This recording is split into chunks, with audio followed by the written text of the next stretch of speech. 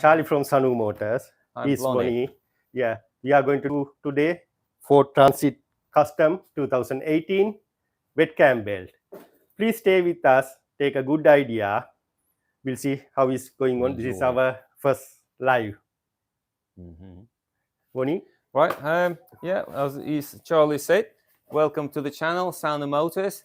And as you can see, we've got a brand new T-shirt sponsored by Stitch to Stitch in Penge, which is in London. And if you want something like that for yourselves, please do contact Mehmet at Stitch to Stitch. And if you mention Sound of Motors, he'll give you 5% discount. How about that? Right, there you go. So, and also, our channel is actually grown to 4,960 subscribers, just shy 40 people shy of 5,000, which would be a nice milestone for us. So if we'll get 40 more people, that would be excellent. So so thank you for subscribing and thanks for watching it. Yeah, let's go. Let's go.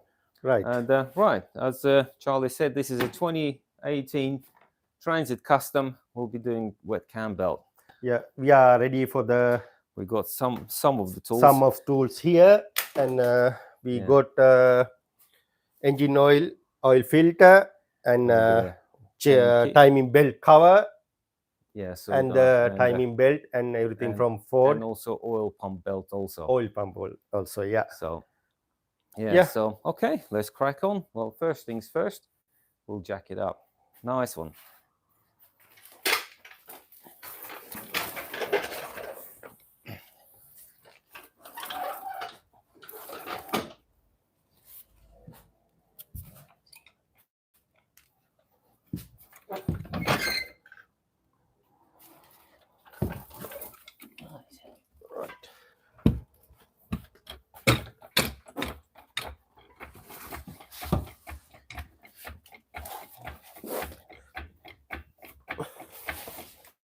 This is the jacking point.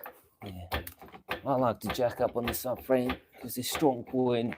Don't jack it on the seals or something, you'll just bend them.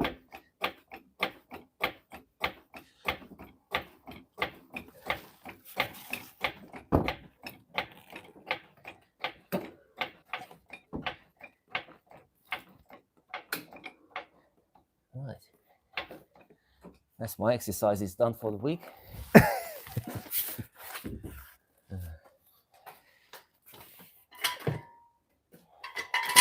We use a lot of cardboard, so it makes it easier.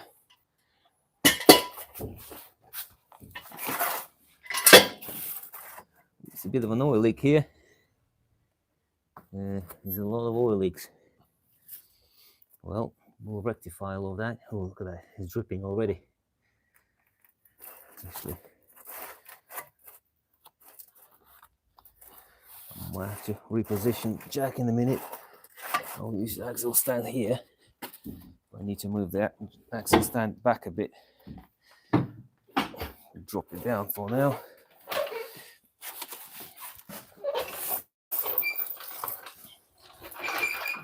Here, you can see oil still leaking. Right. I want to jack it up there a bit. Yeah, it's raining outside today, so I had to bring it in. I like working outside better. But as it happens, welcome to British weather.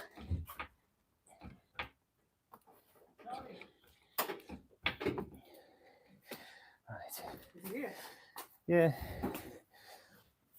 Oh. Hang on, please. I'm coming.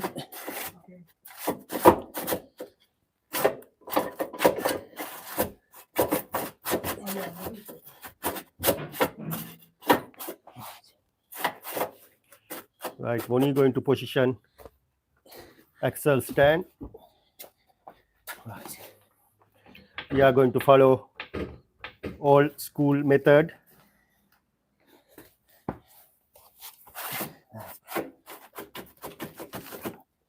At the back. Back of the subframe and remove jack.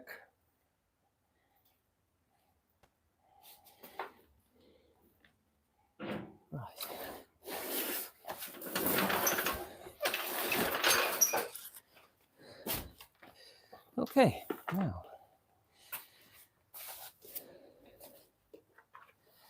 let's carry on. Right, let's drain the oil now. Oh, actually, I forgot to put gloves on. Let's put some gloves on.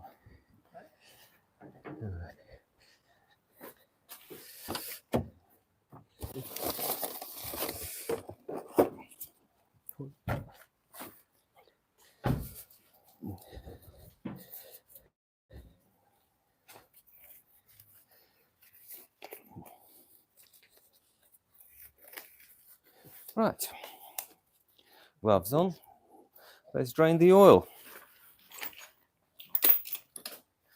13mm socket, oil drainer.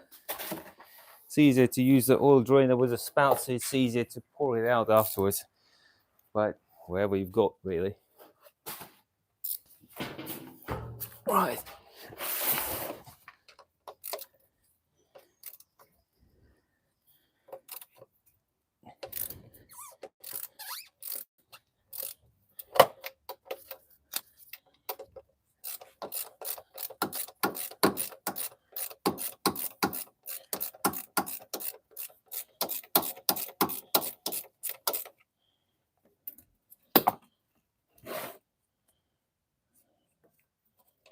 Right.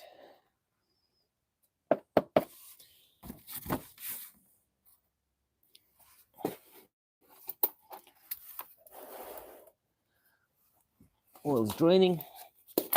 While oil is draining, I might as well take the oil filter off straight away. Makes it easier.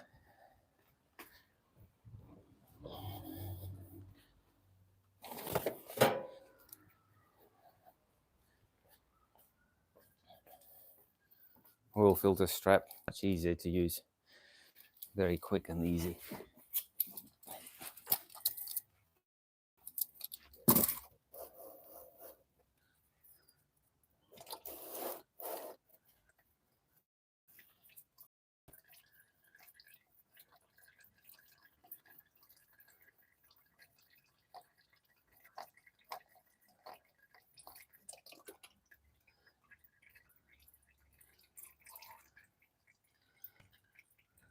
Okay.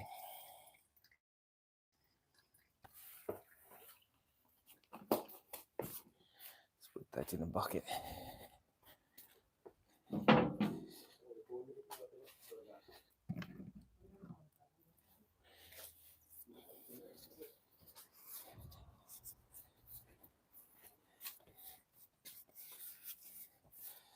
Well, while this oil is draining, oh, I made it a bit high.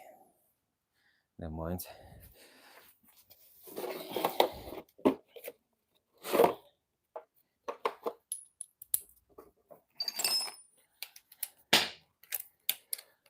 Let's move this oil filler neck out of the way. Because that will be on the way. All right.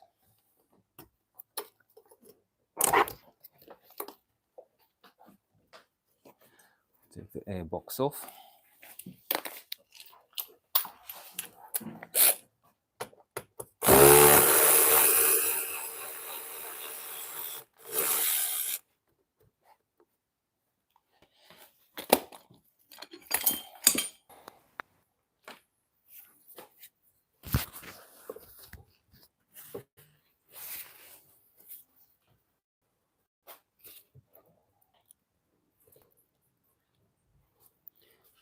I'll get my other tool. Right then.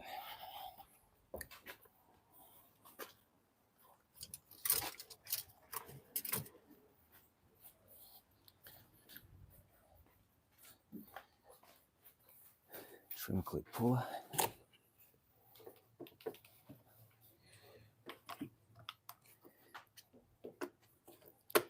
There you go. Yeah, you don't have to disconnect it, just undo it and leave it dangling. Same as- Now going to remove air box. Yeah.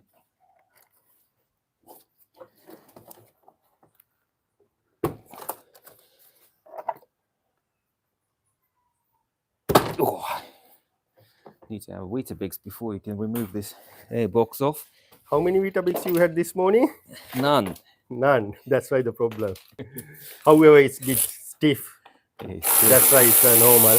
You need to put bit effect there. Right.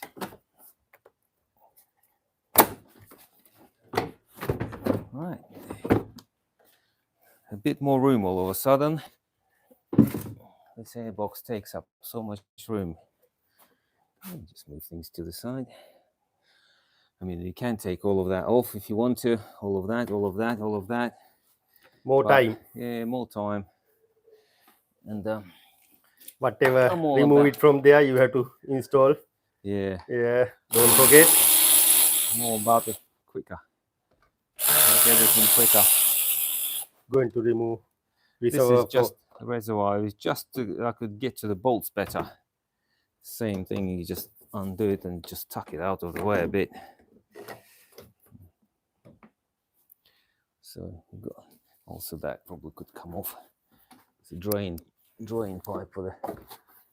It's a, basically it's a drain. All right, move this out of the way as well.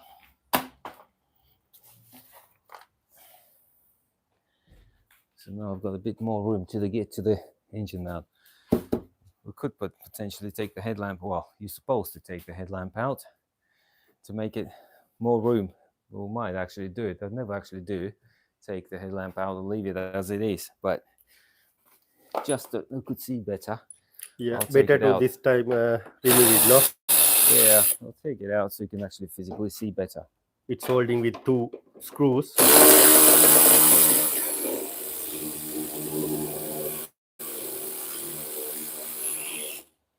It's only 2 torque 30 screws.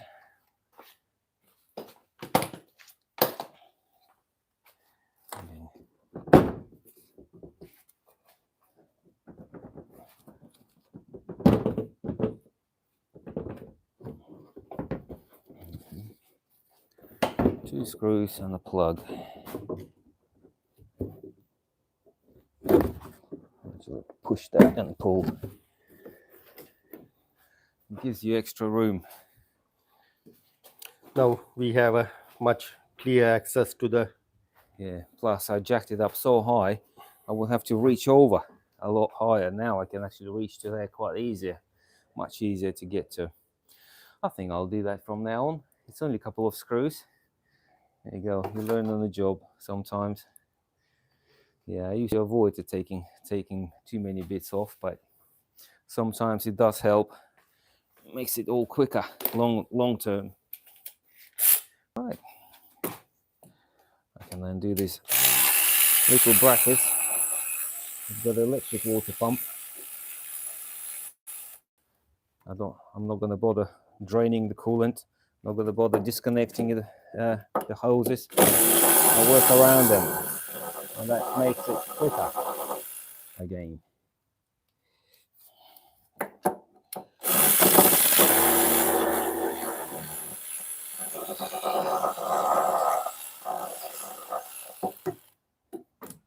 Last motor we did, this had 2 bolts. You know, these brackets sometimes can have 2 holes. This one has a It's one. only 1, but it all depends from car to car. I need to unhook it. Actually, this plastic pipe is it gonna give me a grief? Probably not. If it's not, then I'll leave it alone. If it depends if it's gonna come undone. Yeah, it's very, very oily. Everything's so oily. Because that cover leaked badly, Yeah, I think. Yeah. Yeah, it must be. Yeah, everything's like everywhere here. Belts, everything. It's all covered in oil. So quite fresh oil. Somebody has replaced. Looks like it's got a new belt on it, but it's even that already covered in oil. And it's got that plastic belt cover as well. I've really seen them. I haven't even seen them on the Transits. You know, sometimes they're a big undershield. Sometimes they've just a one cover. You know, on the out, bolted up. You know, from just to the chassis rail. And this was actually got a cover bolted over the belt.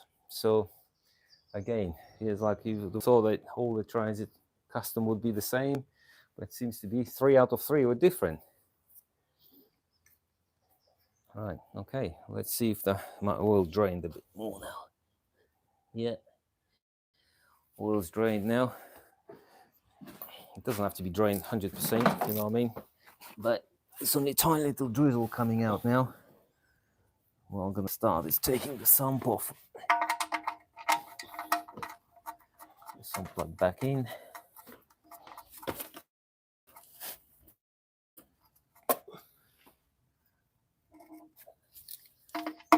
I'll do it off straight away.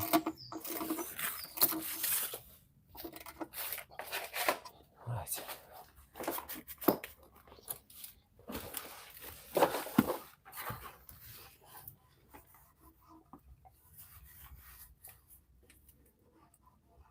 Right.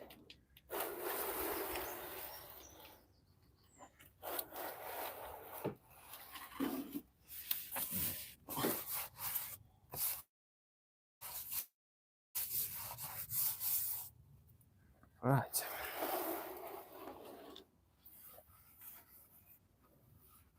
You can see all around the sump it's only 8mm bolts. There's nothing else, just literally 8mm bolts, loads of them. I'll take them all off now.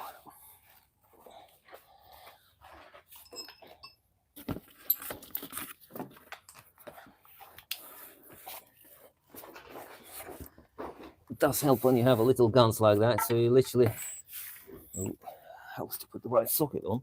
It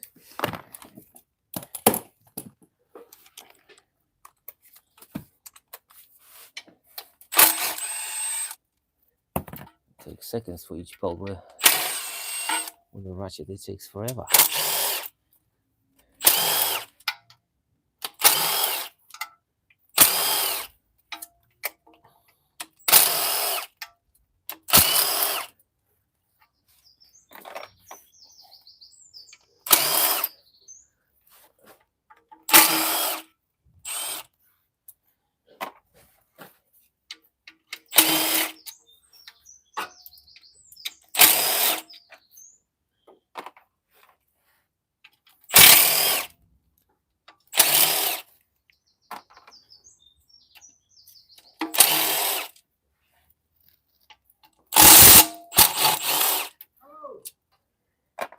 Right, that's all the bolts undone.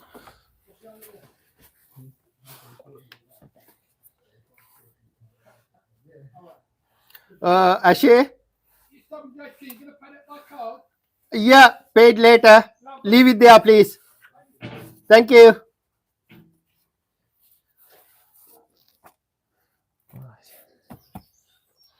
Sorry, while cameraing, do the camera. I need to talk with the other also well.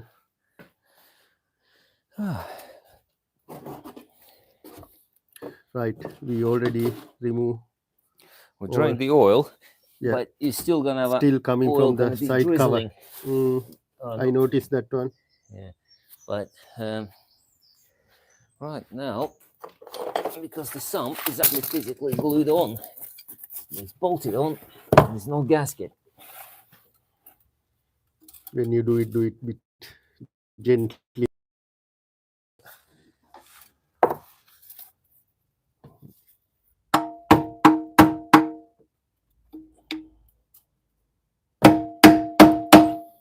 This is the easy place. Reach to inside.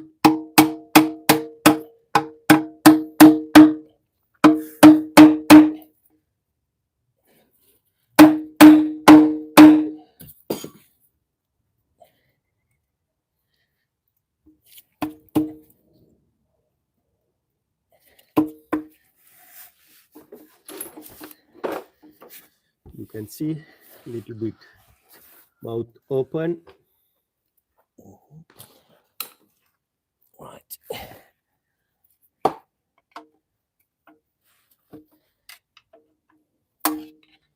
He's using another flat screwdriver Just and keep just the give mouth tiny open. pressure. Right, it start to move now. You can see.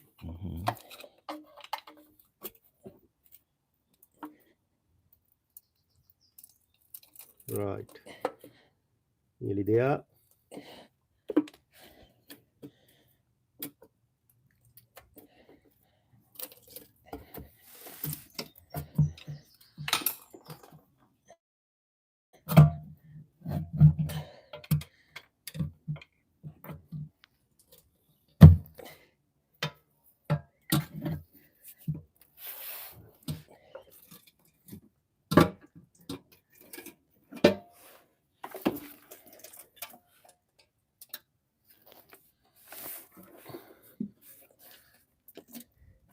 And if it doesn't come out, normally it means that you've left one bolt in still. That's right, yeah. If it starts bending somewhere. There you go. So that's the sump off. So now the oil going to be drizzling now. That's why I put some stuff underneath. Right. I'll need to take this bolt out because it holds this little cover in. It's 8 mil, no? 8 mil, yeah. There's a cover. You can see one of the belts already. That's your oil pump belt. It literally just slips on and off quite easily. You see, but I'm not going to take it off yet, but we've got access to it from underneath now. I'll put that in there because they'll need to be washed. And also, I will take this oil pickup off. Because when the cam belts wear, all the lint and flint from the all accumulate inside that little filter. So it's just another 8 mil bolt, but that needs to be unclipped quite gently. It's very brittle, easily broken. That's not bad, Not no? bad at all. But something there, no? Yeah, there is some stuff in there. That'll need to be washed out. Again, I'm going to put it in there. Put this bolt back in for a minute so it don't get mixed up. All of that silicone will have to be scraped off. But let it all drizzle for now. And while it's all drizzling here, I can start removing the rest of the bits off.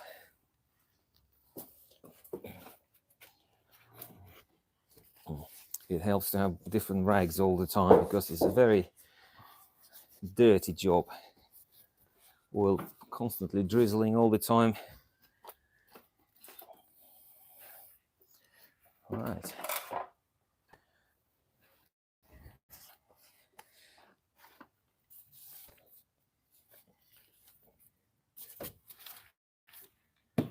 At the moment, we leave it bottom section as it is. It is, yeah. And we go to the top. Basically, yeah. No. Right. Let's get rid of this oil now.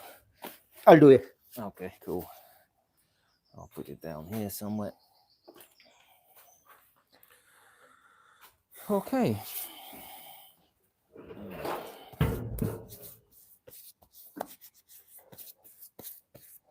Right, we've got access to the top a bit now, but what I could do is undo this engine mount bolt because I want to drop the engine down so I can actually get to this cover from underneath better, from underneath through here. So you can take the wheel off, but to me that takes too long. So I just turn the wheel to the side. That's it, done. So you've got plenty of room to get to everything. There's one cover. That's the cover I was thinking about. So you've got that cover and also another cover. There are two covers. This is the cover I was talking about earlier. It just bolts to the chassis rail. There's a couple of 10 mil bolts. Let's take this cover off.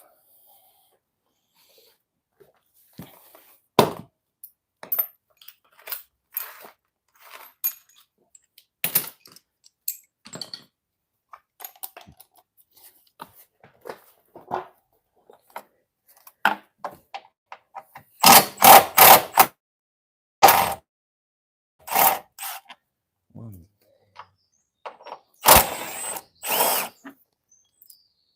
This has actually got 3 bolts.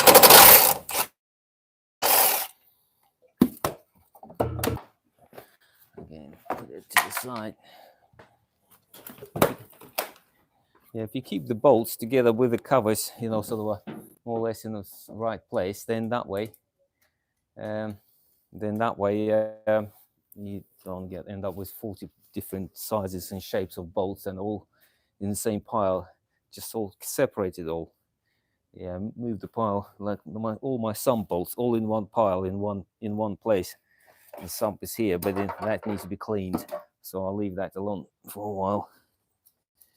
Right, now I've got access to this bottom cover.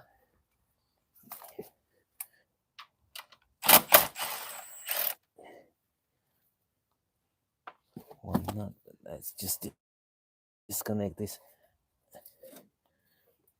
That's one pile, one hose, and then you've got the stud as well. Stud's holding the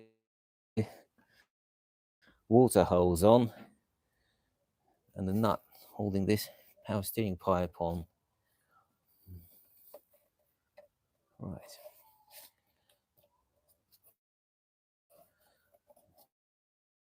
You've got 10 mil, another 10 little bolt for the cover, another one here. Wait.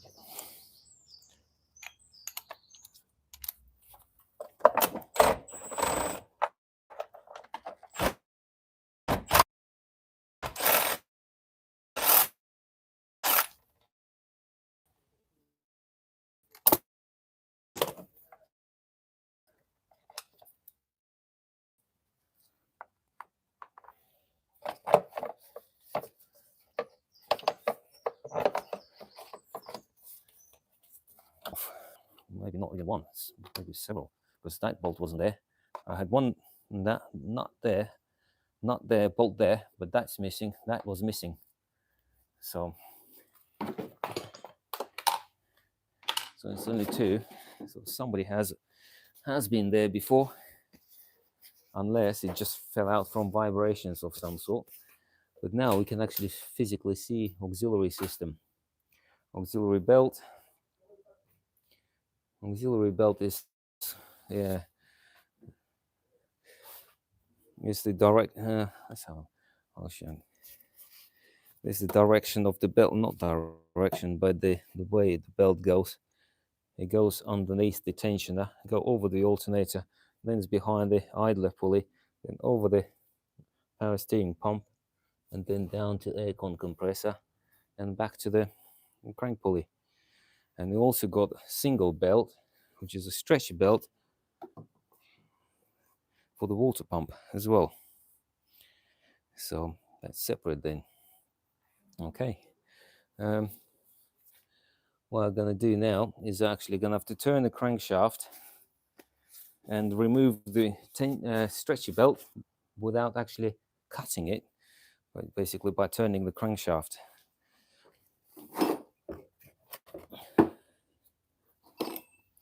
I need a 24mm socket, ratchet, and some sort of a pry bar or screwdriver.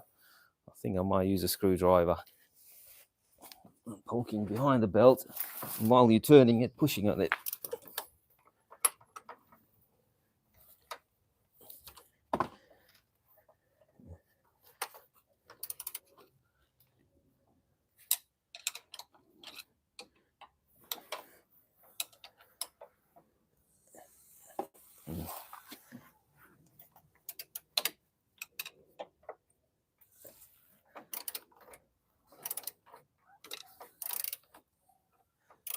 You literally poke it from behind, and that's it.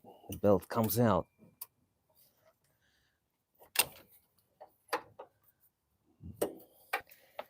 It's very, very covered and very oily.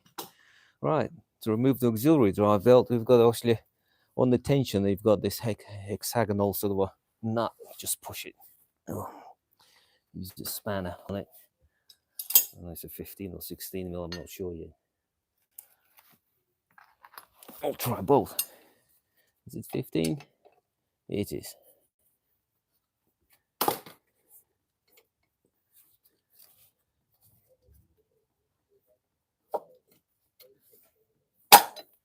And that's it. As the belt is out.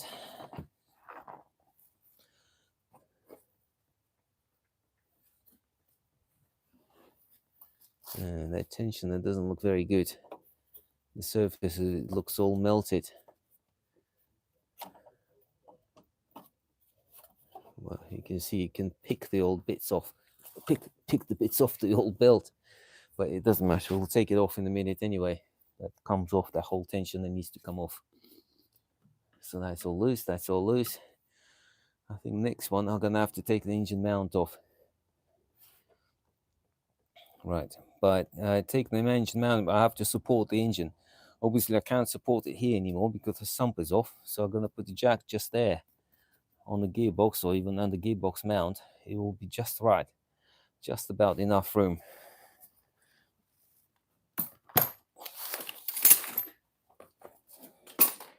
Right.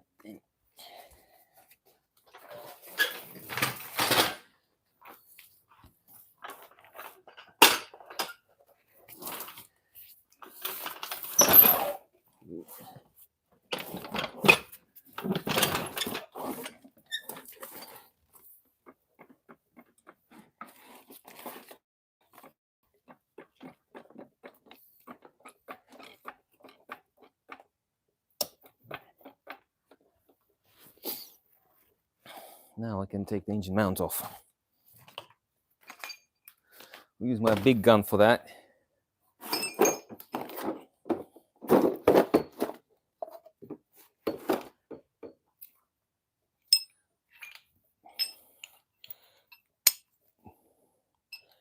Wobbly, so we can actually do on a bit on the angle.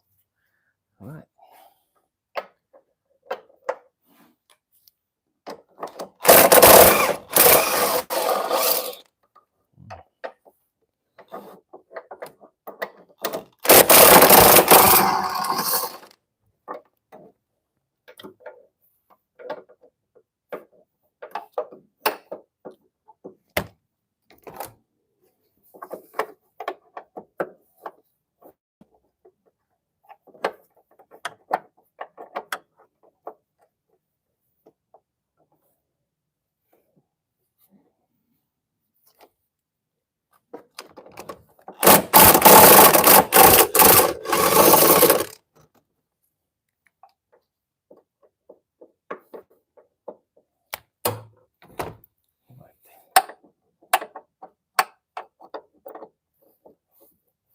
One, two.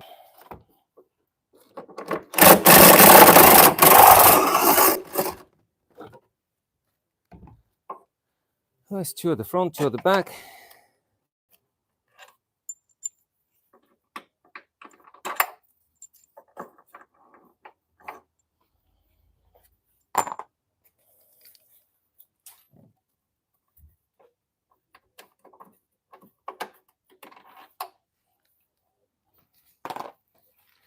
We'll put some grease on them on the way back in.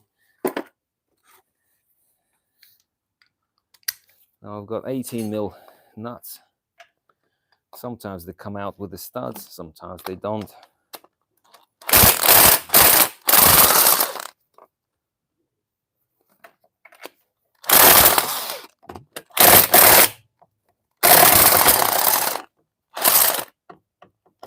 See, this one come with a stud, this one come with just a nut, lack of a draw.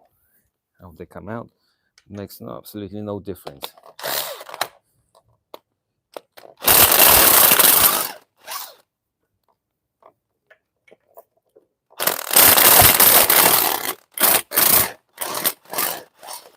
See the engine drop down a bit. This is no longer held by the engine mount.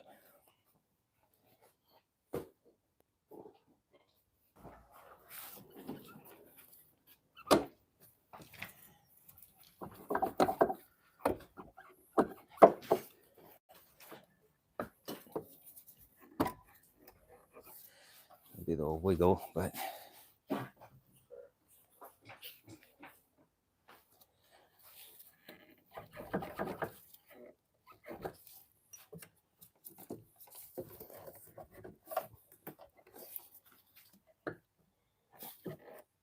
Little bit stuck. yeah, if you jack it up,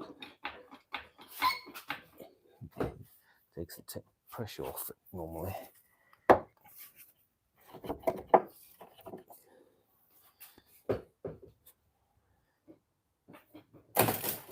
Ooh.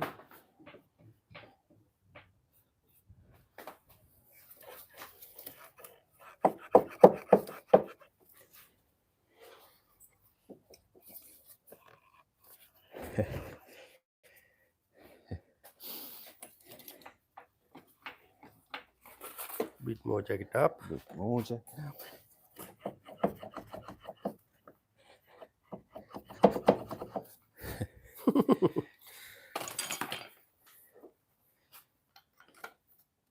In the end, just use the pry bar. Pry bar.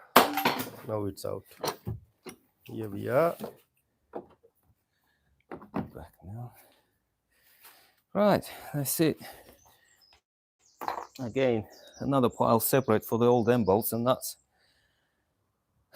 Right, now we need to take this bracket off. Is a 16 mil, no? 15 mil. 15. 15 mil head. 1, 2 here, 2 there, 1 there, and 1 right underneath. So sometimes they can be quite tight. So first I'll have to back them off.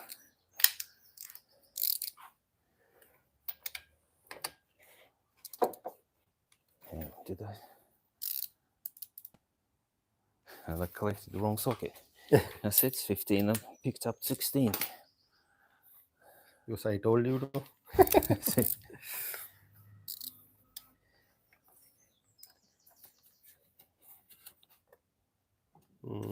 Very tight. Mm-hmm. That's one.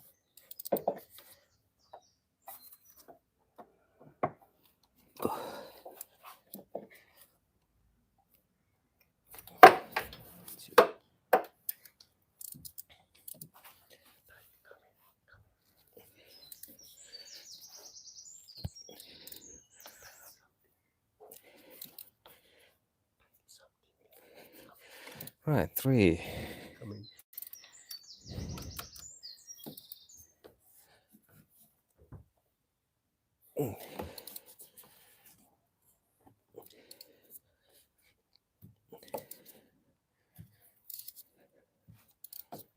4.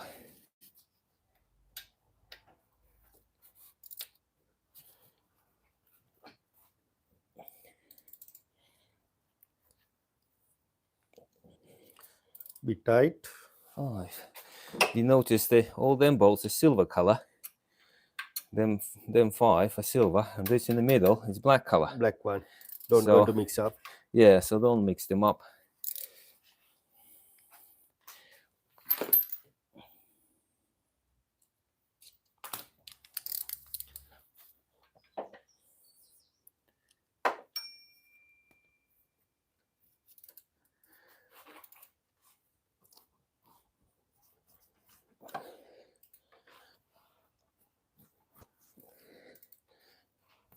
Okay. Whew, they're tight. But there you go.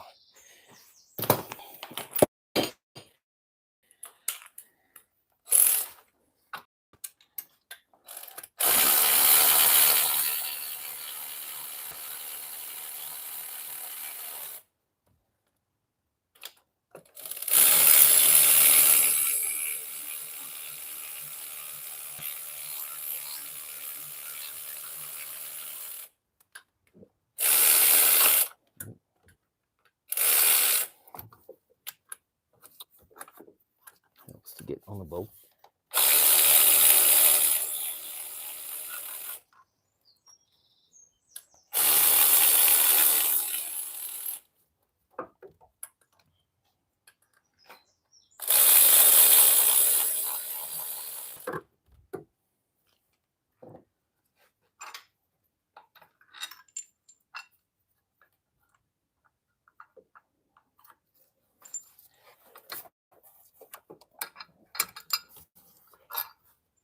See, this bolt is longer, the black bolt Black one. in the middle. Other one.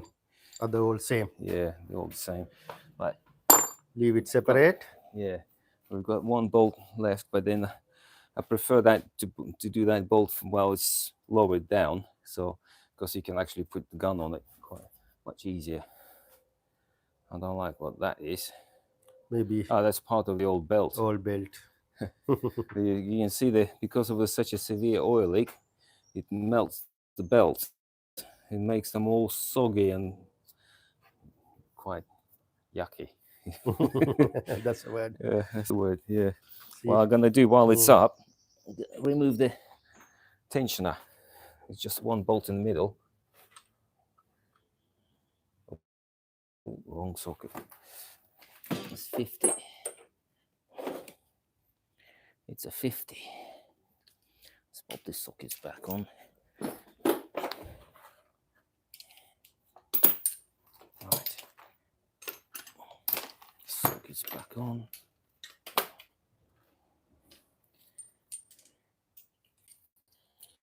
Right. Ooh.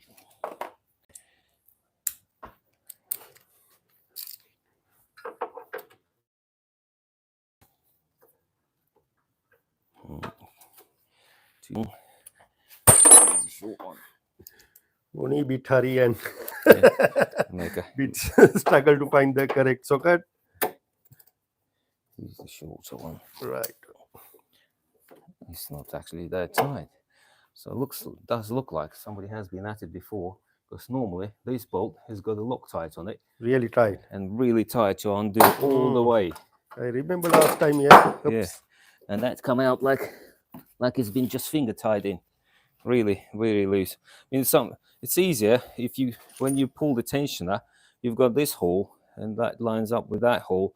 You can actually put the locking pin in. That the hole also already broken. No, Yeah. someone tried to. Somebody has broke that already. Mm. But I mean, you still can use it. Yeah. But I don't need to really. But again, I'll put it separately. Now I'm gonna drop the engine down a bit, and then that will be a fun part now, removing the crank pulley. The crank pulley itself, it has no key weights or anything like that. It's not stupid tight, but it's quite tight nonetheless. Right. Move it down a bit. Right, we've got access to it now. It's a 24mm nut. It's not too tight. I mean, it probably will be if you're trying to do with a spanner. But it comes undone quite easily with a gun. But the actual sprocket itself, it's not going to come off that easily. They need to be pressed off. You need to have a really special tool for it, but I've got universal sort of a tool. I just use something like that. It will do the trick. But in them holes, you just put the M8 bolts or 13mm head bolts, and you just press it out. But I do need to put the bolt back in so it pushes against just about 3/4 threads. Just press against something.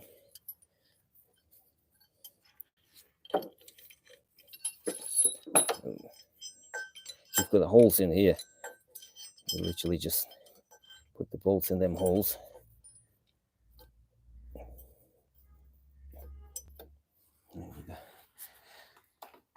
Now I need a socket.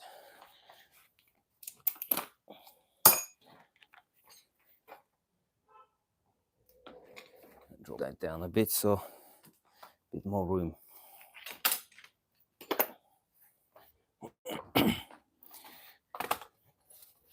It's nice when it's on the jack, you can go up and down with this engine.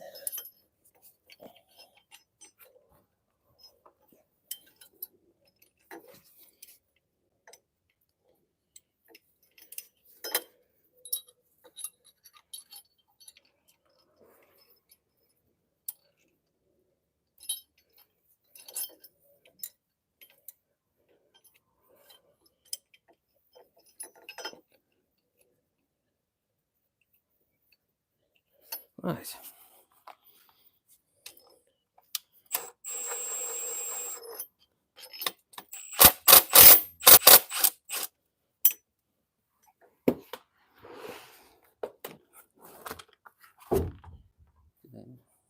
Oh, there it is.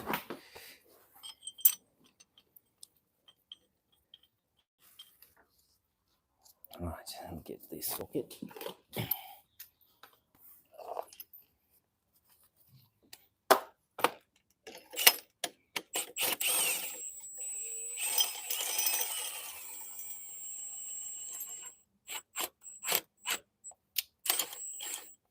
That needs to go in a bit more, so make it square.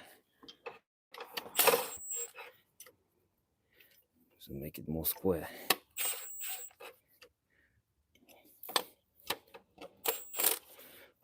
Yeah, don't overdo with them bolts though, because if you push them too far, they'll go right through the cover. Mind you, I do replace the cover.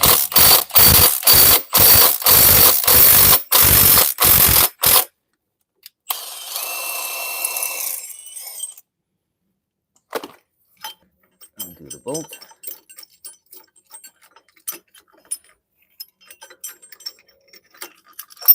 And the whole concoction comes out in one hit.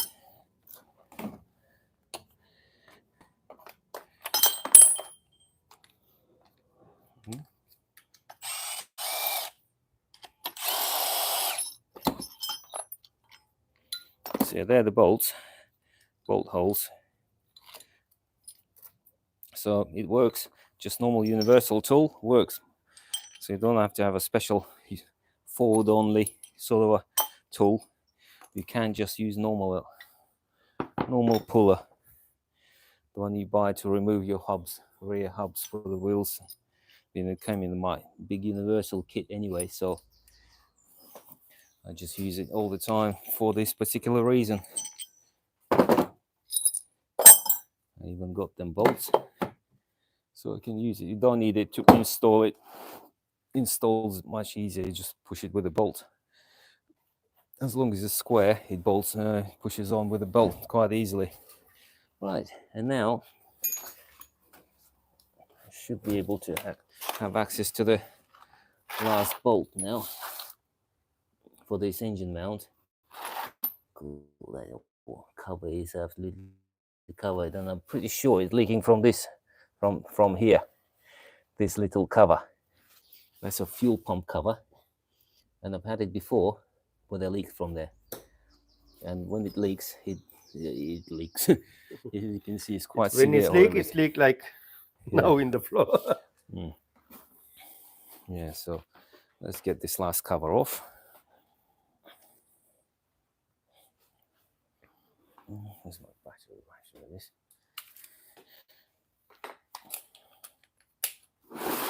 Don't need that.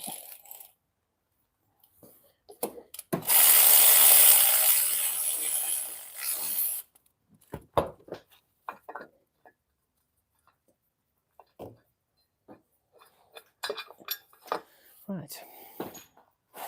That's the last bolt out of the cover.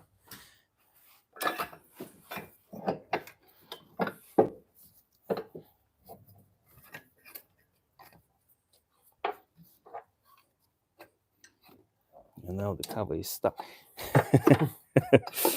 Oh, there you go. Gone all the way down. Yeah.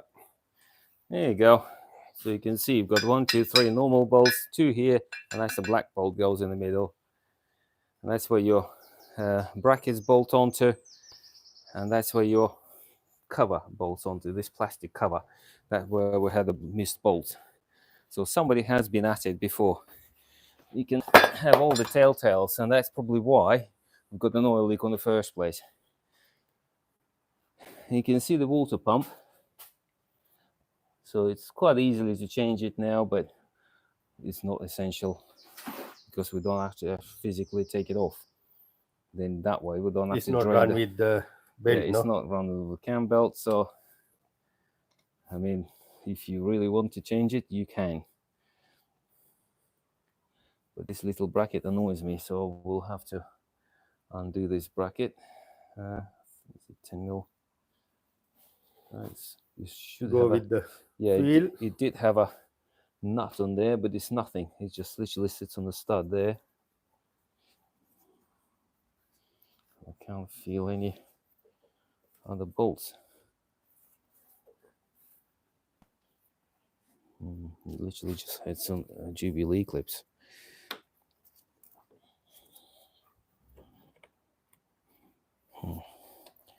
Right. There.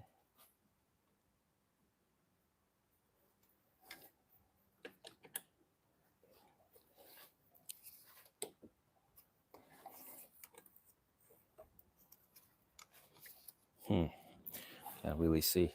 I'm gonna have to get a torch. Normally they have a just double bracket. Bracket was holds with two nuts on here. There's nothing else is holding, but this one it does have. And I do believe this actually sits on this stud. Yeah, this bracket this sits on this stud, but this plastic cover goes over the top of this stud.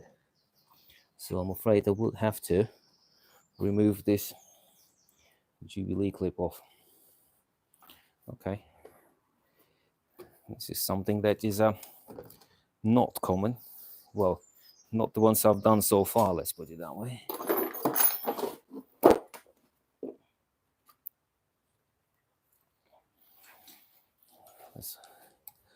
Let's hope I can get there with a spanner. I mean ratchet. See, somebody whoever done it before didn't position them correctly. If they would have positioned them up, it's easy to get to. Because they haven't. Now I might have to use a spanner even.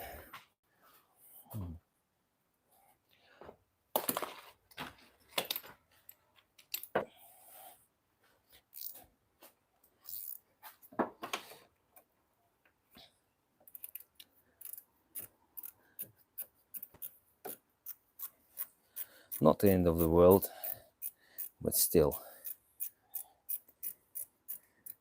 Yeah, you see, all we need to do is position that way, and you can get with anything you like. Yeah. Whoever worked on it before doesn't like mechanics. Or not common sense. Yeah, probably.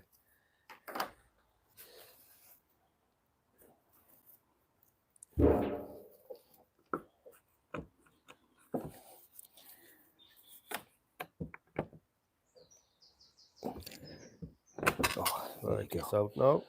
Let's back it out. And now you Yeah. can see that it was sitting on a stud from behind. Okay, Leave it out of way. out of the way as much as you can. You might even unplug it.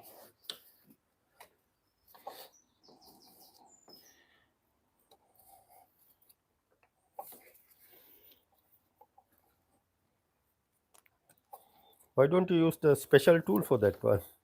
For what? Remove the. Unplug the plugs? Yeah. Don't know. You just use the This one. fingernail. You've got that bit up there, then yeah.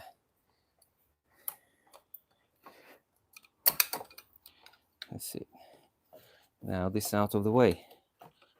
There you go. Out of the way. It's not all by this way anymore at all.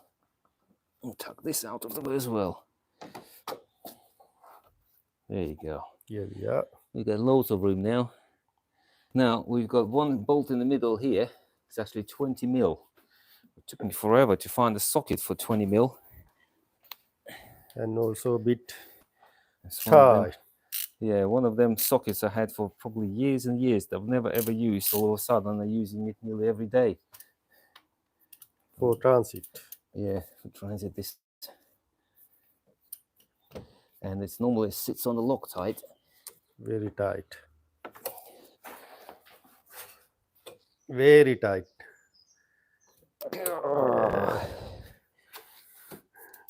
Yeah, so don't be scared that it's tight, because it is. That's why it should be.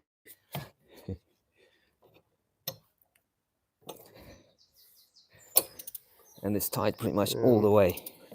We are going to play with that at least 5 minutes or sometime more. First time, obviously, I didn't realize it was a 20 mil. I thought it was 21 because that's what the Ford normal size is. I put 21 mil, obviously rounded off the head, Head. and because it was stupid tight, and then after I found my 20 mil, oh, I struggled. Bad enough with the correct socket. Correct tool for correct job. I'm already tired. Can I? Oh, that's all right.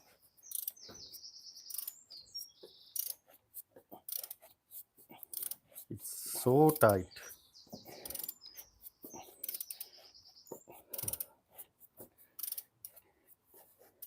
Obviously, the more it's out, the easier to grip on the socket it is because it goes deeper into the socket, not holding on the edge of it all the time.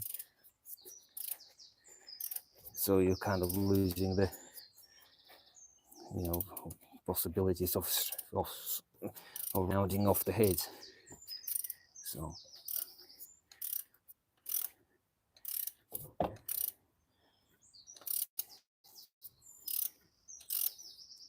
it's not just 20 mil, but it has to be 20 mil hexagonal, not 12-sided, because them 12-sided sockets, It's going to slip. yeah.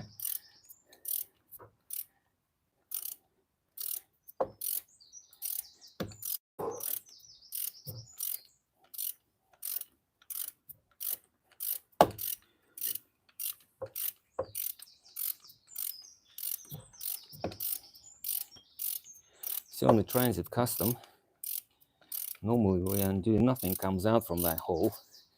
On the Transit, with the rear-wheel drive Transit, Coolant. is actually coolant behind this hole. So you actually have to drain the coolant because, well, on them you have to because the water pump is on the way. You can't get the. Yeah. This one's got coolant as well. This Look one at has that. a coolant. Yeah. There you go. Again. We talk. Yeah. Last week we We'll done talk one. about it. We've done several of them. No It's the coolant. first one. First we one actually we have saw a the coolant. coolant there. Right. Well, we need to Open the cap. depressurize the system. Oh, I should bring a blue color tray. there you go. Right. The pressure is off. Right. What are you going to do? Only we leave it as it is, remove the cover, and undone and reinstall. Or what are you going to do today? What do you mean? We'll That coolant you are going to drain fully? no. I'll only drain what comes out from there. Yeah. And not just that. Right. Pop that under. And then what I'm going to do, get a blue tissue and shove it in the hole. So it stops it leaking.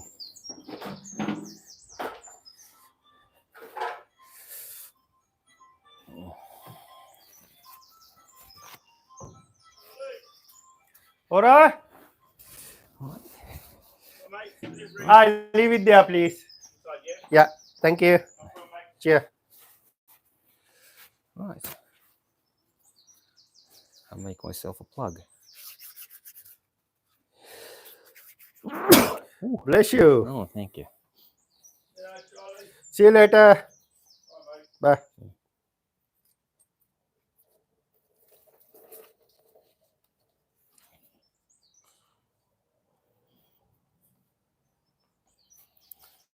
Right. There we go. Here we are. Let's see the plug. Right, again, put it down here. And now we are ready to remove the front cover. I'll probably remove all the 8mm bolts at the top first, up to that bolt, and then from underneath the rest of the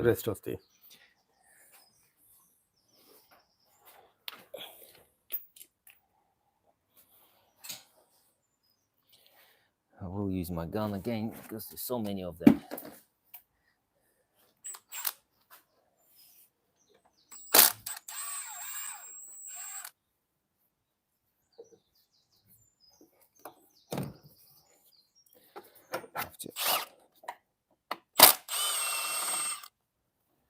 It's more awkward with all them pipes attached, but we'll see how many bolts. 2, third one,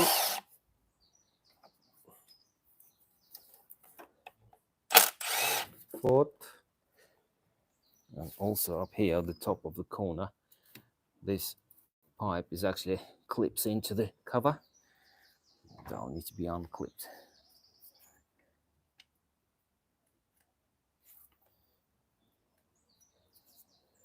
There you go. Unclips. And now I'm probably going to make it even more room now, so we can actually physically tuck it out of this the will way. take a bit more out.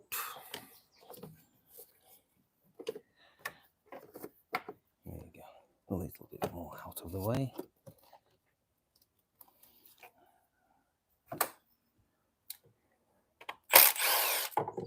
Right. That's it.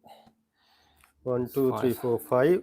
5. 5 for This the one- top. This one I do need to still take it out from the top because it's not all.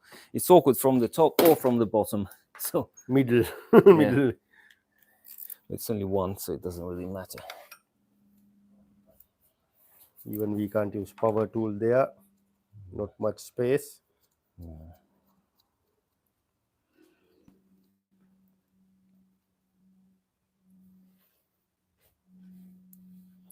6. Right, that'll do. Right, let's make Right another now pile. underneath. Another pile.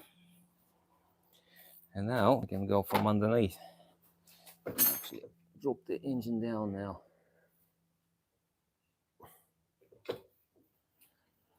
It's already down. But yeah. Let's move them things out of the way.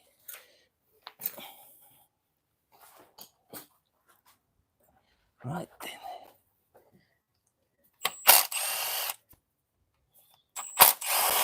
2, 3, 4,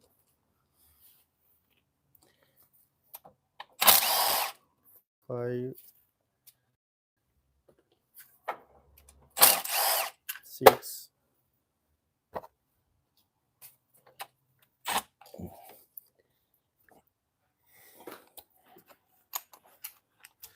7th one need a bit extension. Just go around these pipes, that's all.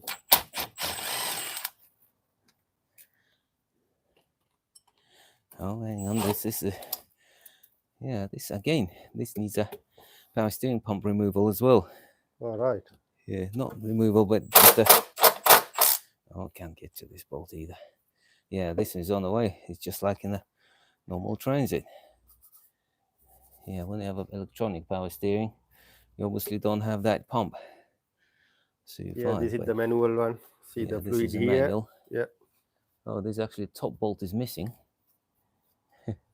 Top missing. One at the back is there, but the front is not. We only got 3 bolts holding it, but one is already missing. Oh well.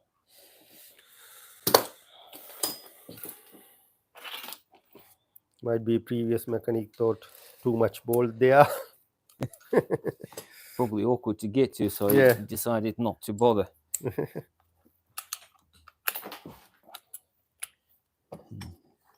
Let's see if I can even get to it. Alright, where's that bolt? Right, undo the front first. Oh.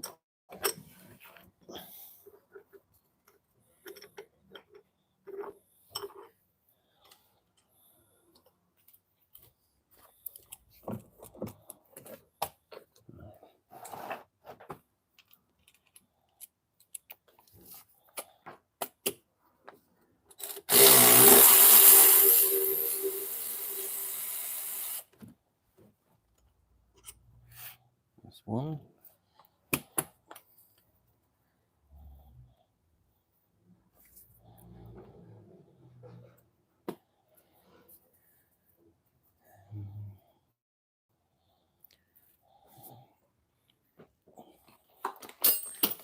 Let's try different ways. Wherever can reach to there.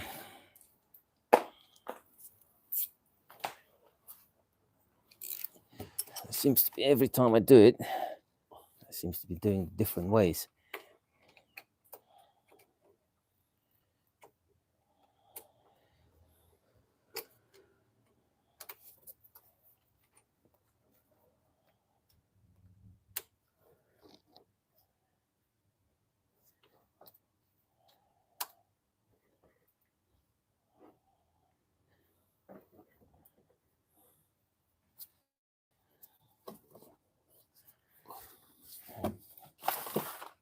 Right then.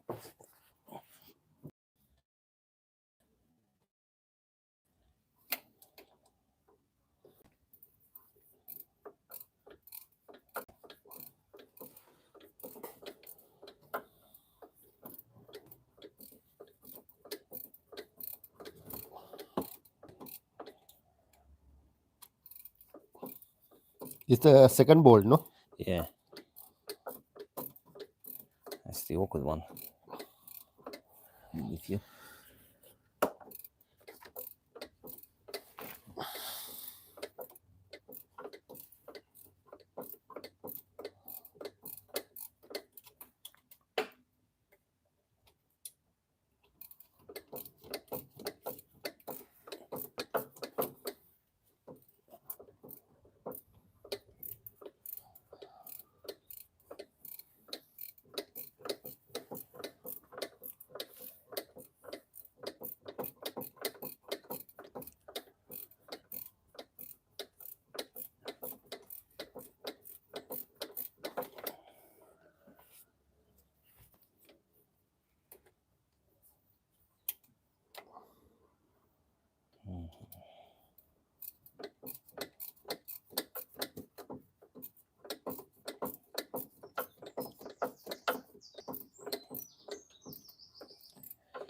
It'd be nice to fit a little ratchet there, battery one, and go whoop. Done. But won't fit in there. Don't know if it's enough or not.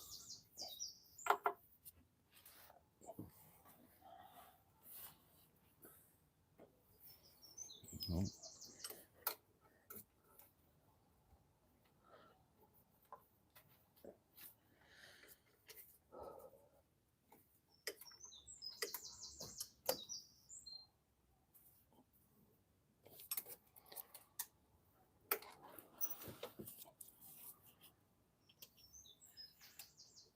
It's halfway out, but this still won't come out by itself. Oh, I think. Oh, there you go. There.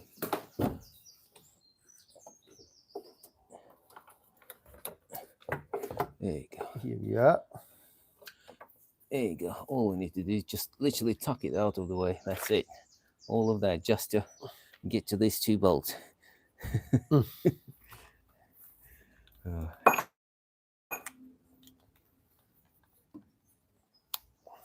Right, another bolt. Right, them all out.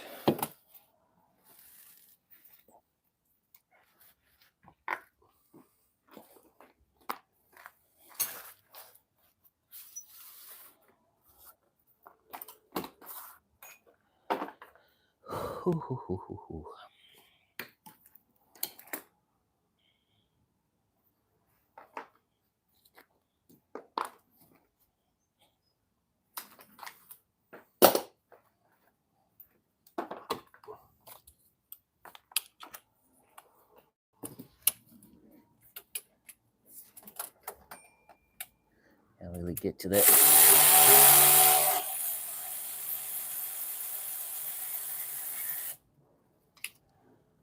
And it's all the 8mm bolts out. These two, this is a 10mm, this is 13mm. So there's the two odd bolts in the whole cover. Are they all 8mm? All 8mm, 8mm heads. Right then. Now I've lost my rock. I've lost my rail of socket.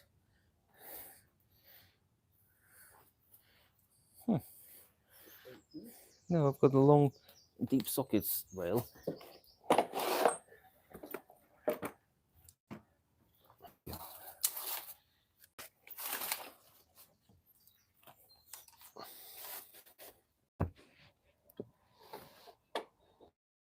Mil. Mill one, another one 30. Yeah. I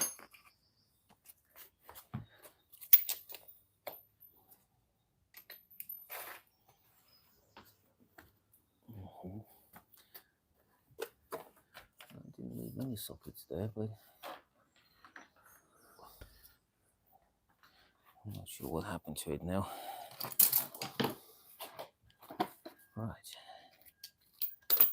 I don't need that anymore.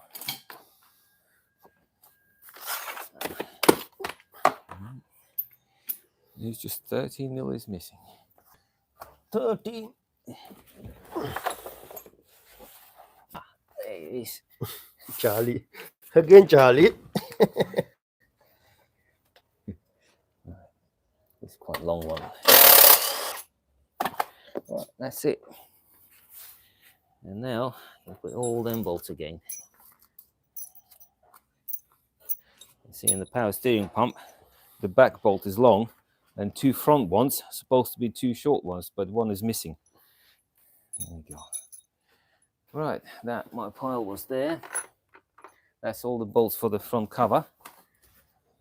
So now we're ready to remove the front cover. You see, it doesn't take long, especially when you've got the right tools for the job. This cover, again, glued on Silicon. silicone, but this is actually a lot thinner than the sump, and it's a lot harder to remove without damaging it.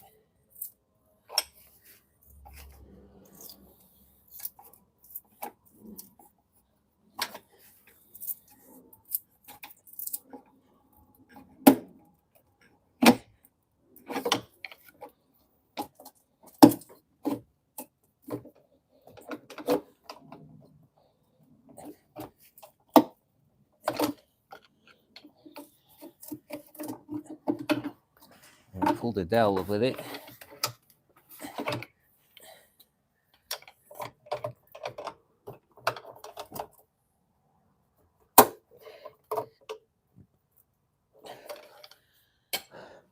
Get some from the top now as well.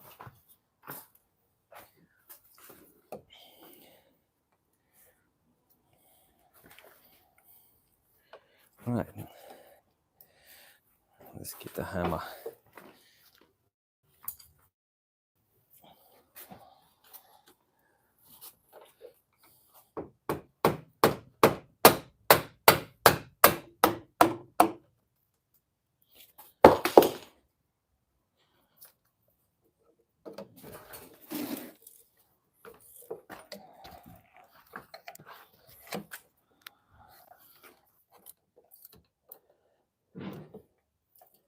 Right.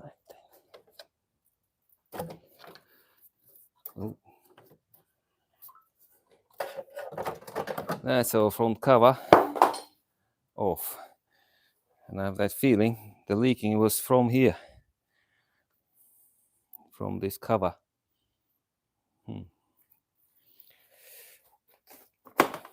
Right. If you don't have a cover, now you would need to be straightening it out, scraping the silicone, and it's taking absolutely forever. Obviously, I'm not gonna do that because I've got a brand new cover. Aren't I lucky? Now we've got a belt. See, it is reality. It really is a wet cam belt. Now we need to time it up. You can see the holes in the sprockets. They need to face at the 12-degree position, so they need to face up. So I'm gonna put the crank pole back in.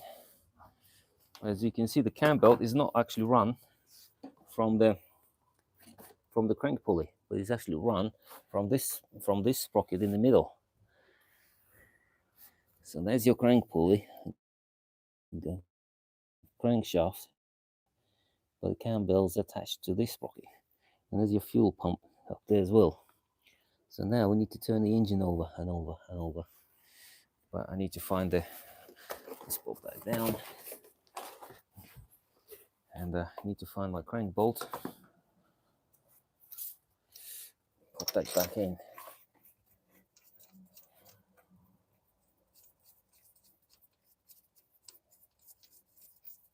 You can see there's one dowel here, but the other dowel come out with is from there. It's come out with a cover, so I'm gonna have to pop that back in, but not yet. Right, now I need a ratchet. Oh no, I don't need a gun. This one will need to be done with a ratchet.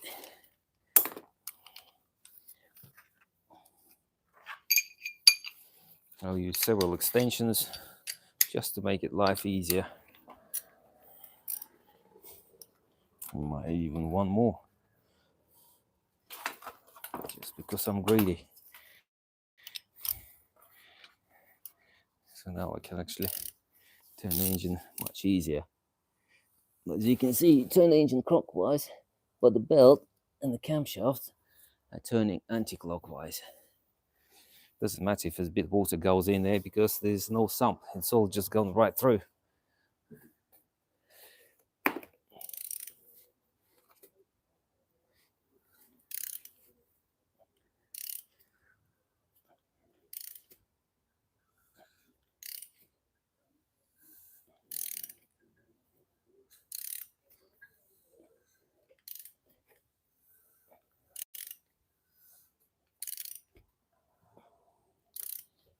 Right.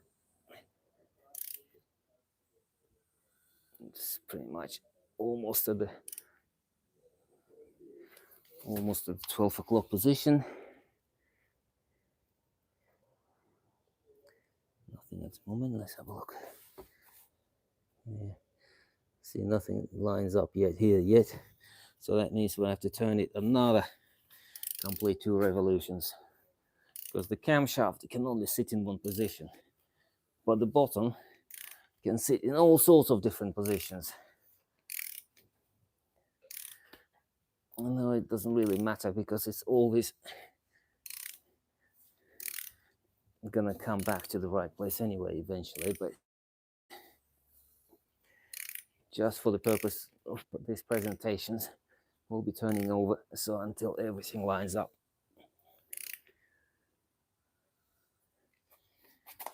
Right.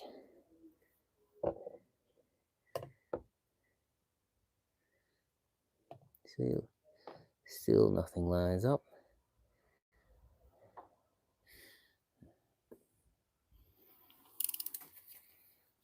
No. Nothing yet.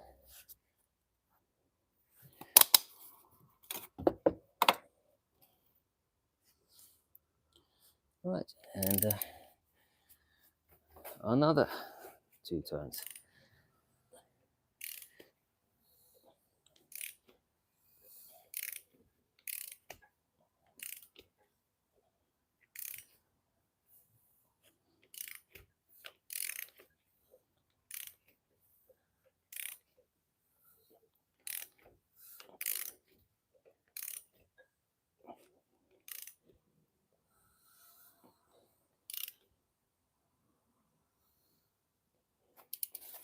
Right.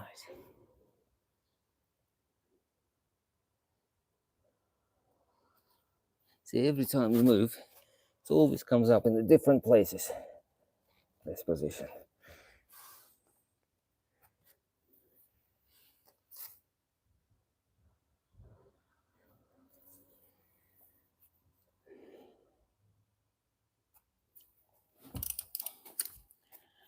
Right, anyway, I'm gonna lock it up now. I think I actually use some brake cleaners to clean off a bit because it's so oily, hard to see anything.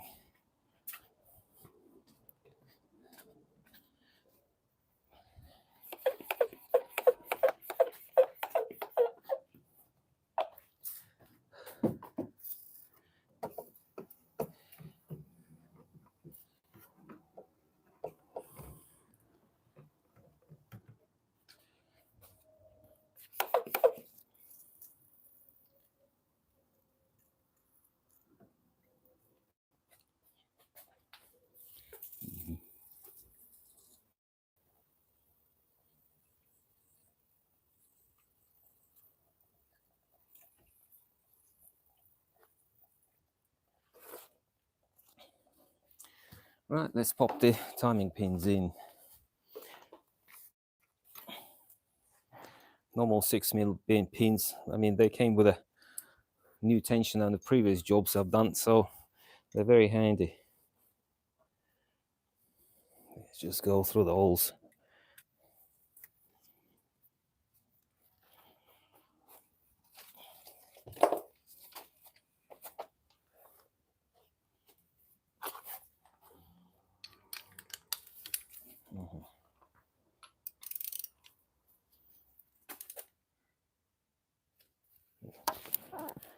That goes in nice and easily. Nice and easy in the holes there.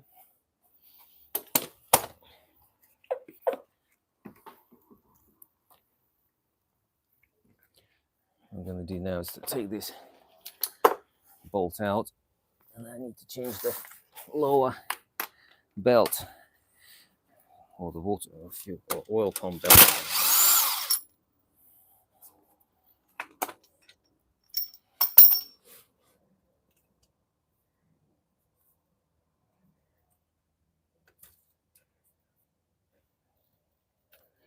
There you go.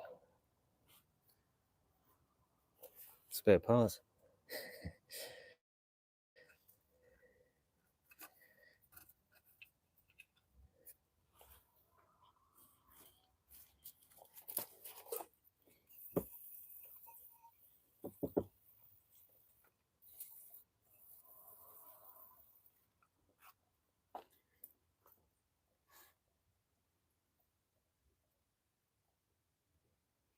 Right, what I'm going to do, actually, we'll use that, leave that removed.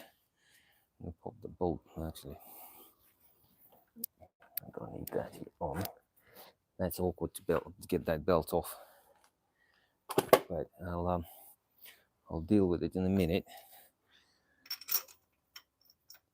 Let's pop that back in for a minute.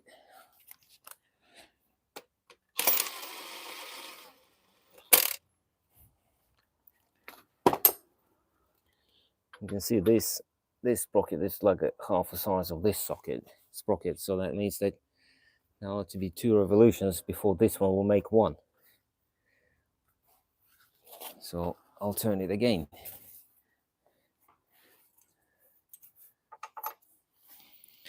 Hopefully this time I'll be able to see what I'm doing. Oh.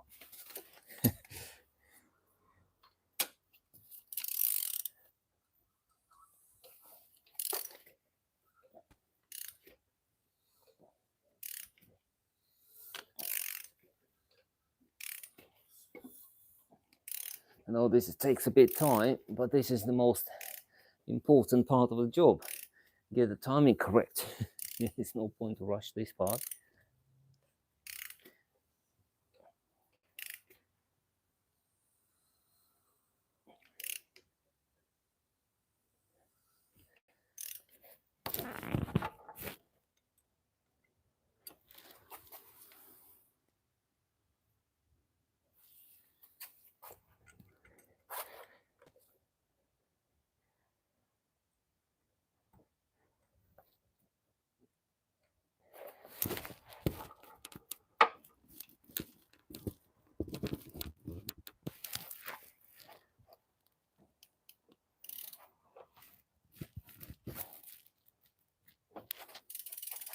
Right, the pins are done up. And now we can see these marks line up. Let's get some brake cleaners.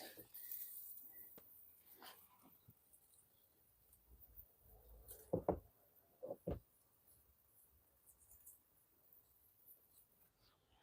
just makes it all cleaner, easier to see. See that their marks lined up. But the thing is, even if you turn this, if you take the crank belt off, even if you turn this left, right, they will still be lining up. So the only reason they would be out, if you remove this tensioner or this sprocket and put it back in the wrong place, but we're not removing it because it's gears, they're always meshing, so always going to be in the right place. So the way I found, because if you accidentally move that, once the belt is off, that's not really good mark. You know, I don't like it, this mark. But you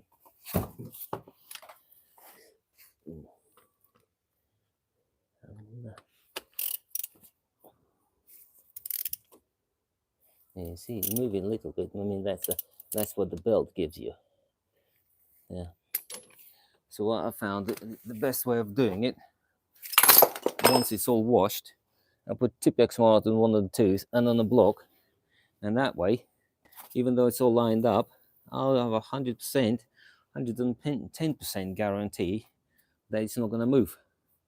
And you know, I know it's a bit of a, if you might want to call it, a cowboy way of doing it, but I'd rather do it that way than get the timing wrong. I use their marks and my own marks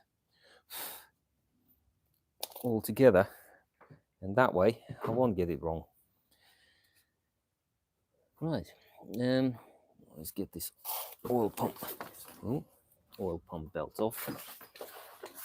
Oh, that's the awkward one, because this gap is really small. If you take the oil pump off, it's easier, but if you don't, it's not so easy.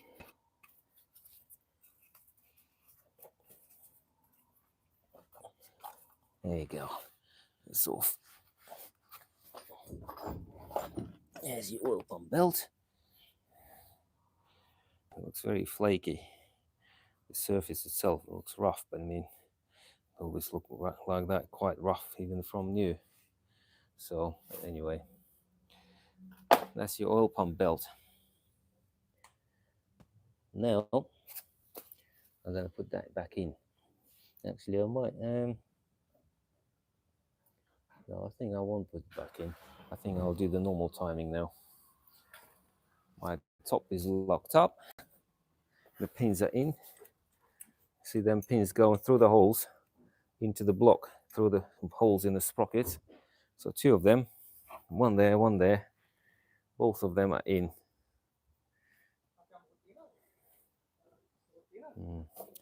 And yeah, so what I'm gonna do, undo the belt.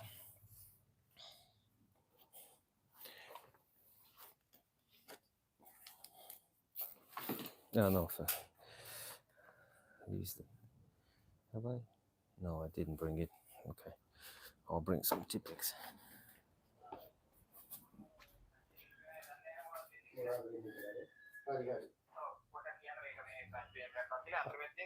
Tipex. Yeah. Oh, there we go. Hari, monkey on that.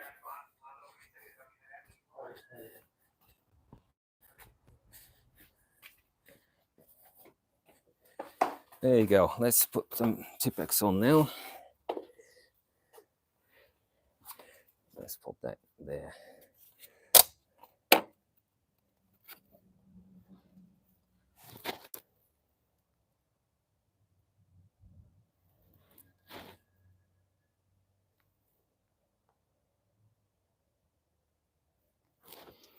And now I'll know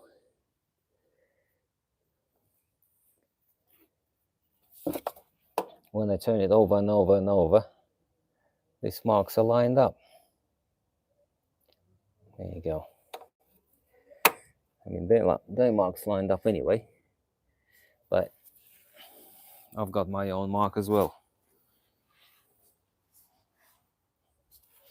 Okay, let's undo the belt. The tensioner is just spring loaded. Put 8mm Allen key and pull it back like that, and that's it. Oh, it helps, doesn't get stuck on the belt, on the tensioner. There you go. And that's where old pump belt, cam belt. Oh, you can see forward marks on it, so it's more likely to be still original. But necessarily, because we are putting an original belt back on anyway. But yeah, and we do need to take the tension off as well, because that's going in the bin as well. no point cutting corners. And same time I'm going to clean some cover. Yeah. And see, we've got the new cover, so we don't need to clean it because no, that only takes the a long some time. cover. Yeah, but Yeah. the some cover we'll have to clean it and then straighten it as well. First I'll clean before we I'll probably do some underneath.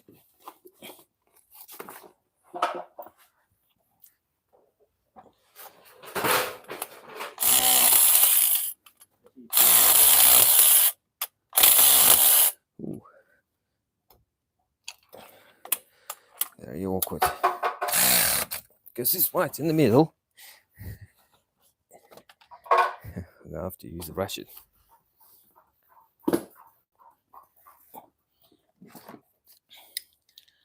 You can clean them bits off first.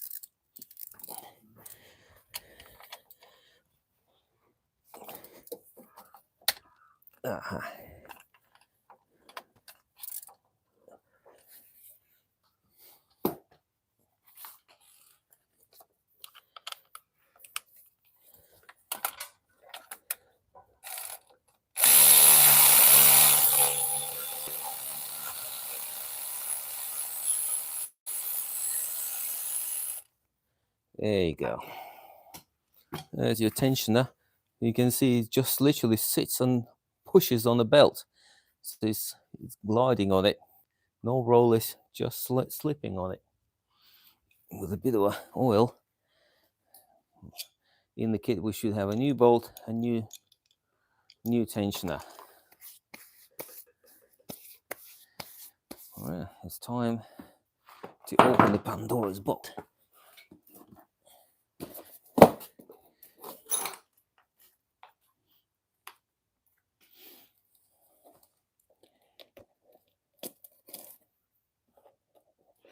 And now we'll find out the parts are wrong or something silly like that.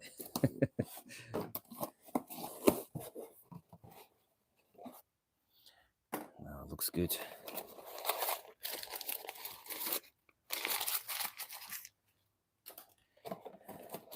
New tensioner, new bolt. Well, we can put that on now. As you can see, it's already got the Loctite on the bolt, on the threads. Also, there's a little lug up here that will line up with the hole up there. That hole, that's what that goes into. Let's get some tissue.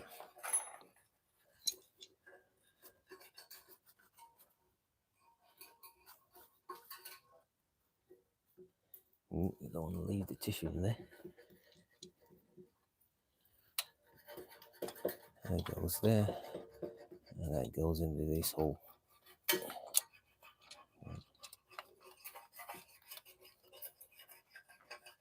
You tell he got it right because he go like that and it wobbles about in that hole.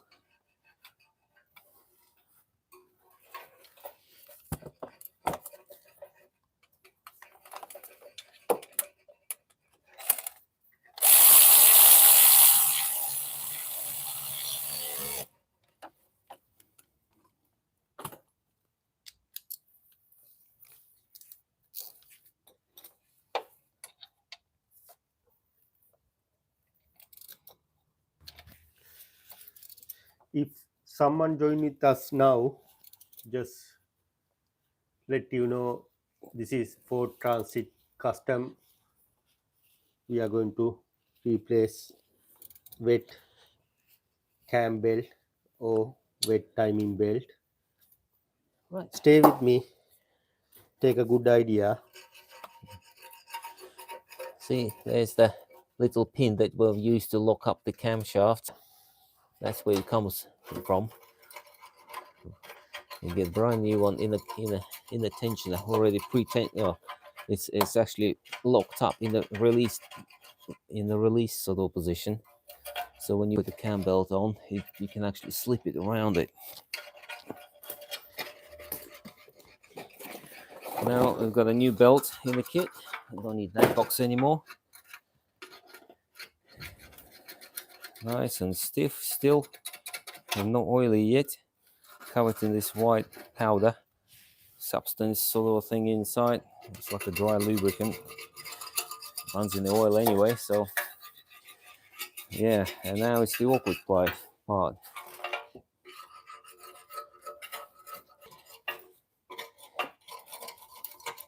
Now it's a complicated part. Let's try to make it fit.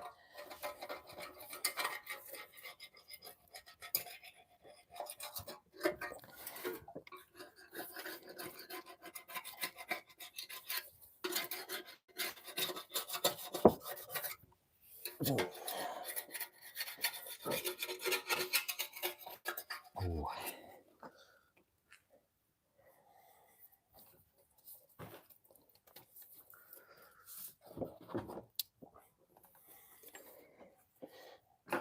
Oh.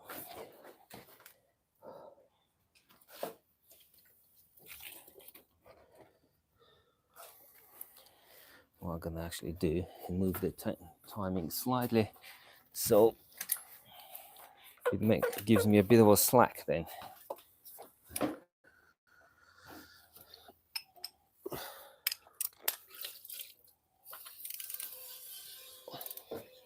So I want to move that clockwise. That means I have to move the engine slightly anti-clockwise.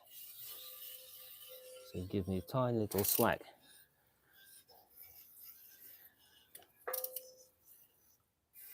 Because it just doesn't fit otherwise. Let's see if it's gonna clip in. Oh.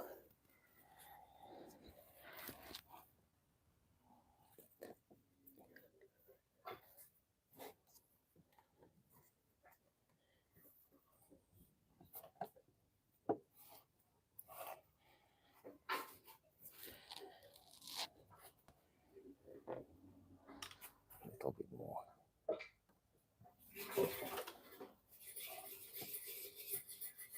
There you go. Now it's slipped over. There you go. It got slipped over. Now let's move that back where I moved it from. Just to pull the tension back on the belt. See, that's his back with my marks. That's tight. That still lines up. Obviously the top we never took the pins out. So that it's lined up. And all you do is just to pull the pin out. Pull the pin out, and that's belt on. And now we'll pull all them pins out. Now I've got a collection of them, even extra one. And now we're going to turn the engine over. Probably about four revolutions. Complete 4 revolutions.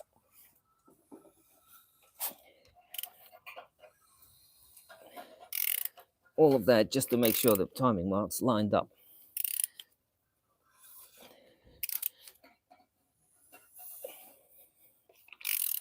One.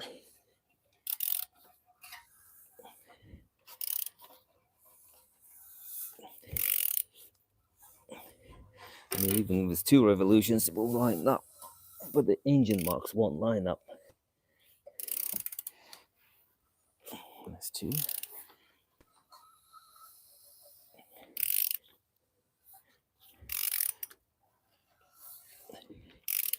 That's 3.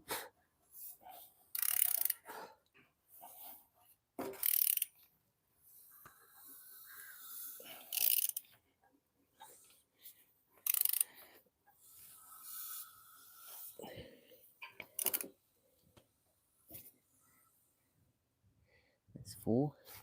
And the engine marks are still not lining up. That's why I don't like using them, because it takes so long. I'll go another 2 revolutions then.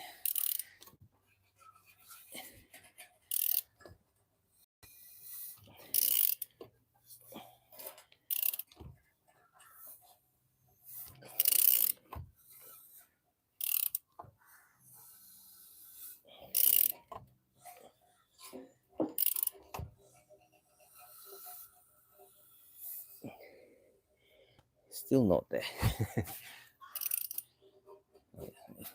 I'm still in the right cycle. Good.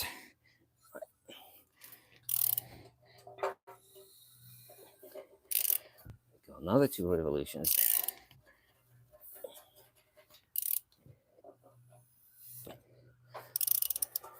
See, now they will line up. You see, engine marks are lining up now, but the top is 180 degrees out. That's the annoying thing about it.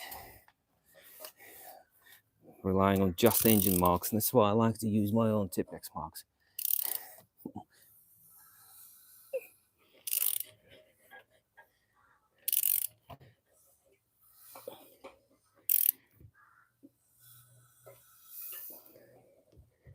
Oh, no, I'm already tired of turning it. Oh, that's why I don't like this engine mark.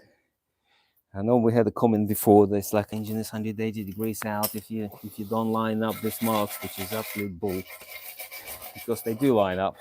Every 2 revolutions of this crankshaft, the camshaft turn once, and they always line up. So even if you turn 200 times, eventually they will line up. But I just don't have time or desire. Yeah, when you do the text mark correctly, Yeah, so that's why. 2 sprocket lined up properly, that's it. Yeah. Yeah. So make sure they go in perfect. No struggles whatsoever. Just flop in. And then tensioning is all perfect. Obviously, we don't control the tension because it's done by spring. So it's not a lot you can get wrong. And the bottom Tipex mark lines up perfect. You see? So that's why I would say the timing is perfectly well and done. And if you carry on turning the engine over and over and over, eventually these marks will line up. By just two out of it to do it. So, because it's a very long unnecessary process. I mean, I've turned the engine about 20 times already, but and if there was something would have been wrong, it would all lock up. All right, that can come out, and we can put the oil pump belt back on now. Let's get new oil pump belt. It comes in a separate box.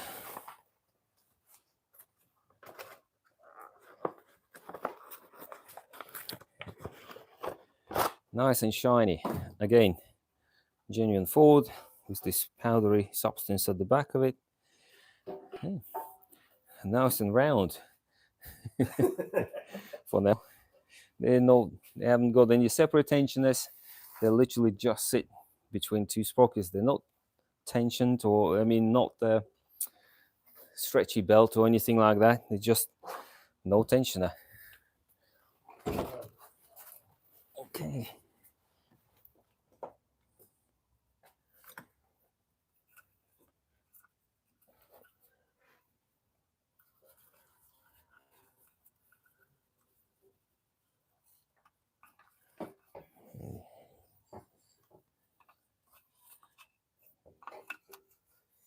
Yeah, it's not. These belts are not directional, but it's just me being me. I like to put them so they're facing this way, so I can actually read them. This is actually got a keyway and a key, so you can't really get that wrong either. But that doesn't really make a difference because it only drives the oil pump.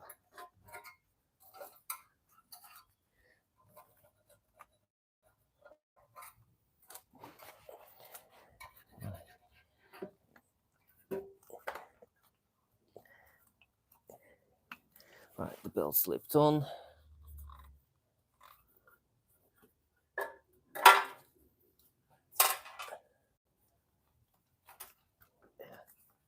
And that's it. That's oil pump belt on. So now we've got all the belts on.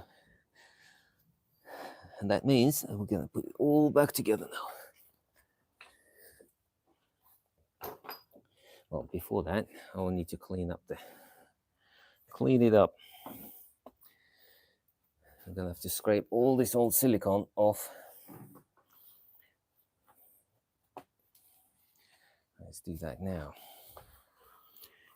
I don't know what I've done with my blade. I use that. Oh, you use that blade, yeah? No, not blade. Oh, this one. All right, okay. Paper. I'll use the scraper.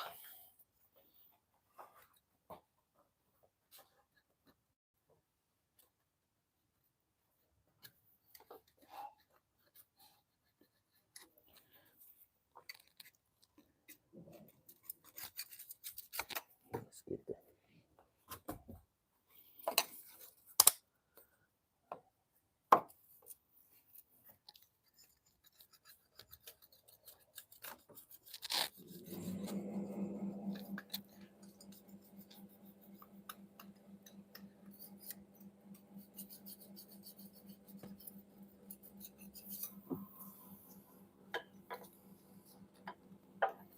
Yeah, I'm gonna start with the obviously front cover, and the stump I'll leave it off until the last job, because if anything still drips down or something like that, it's not gonna end up in the sump, so it's gonna make its way right through, because we've got that little dribbly thing up there still dribbling.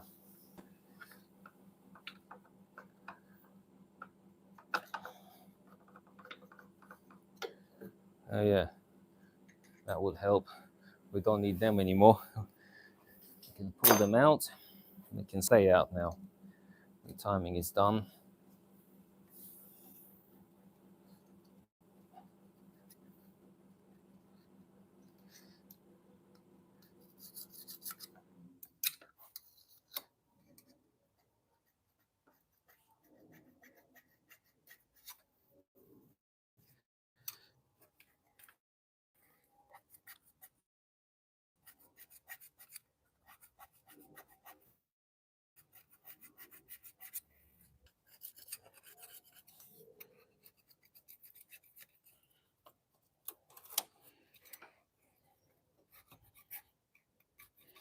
This is the worst job of the day, cleaning it all up. But it's quite important. If you don't clean it up, it will leak. The silicone won't stick to oily surfaces. If it's a tiny little bit of silicone left, it's not a big issue, but it's like the bulk of it is off.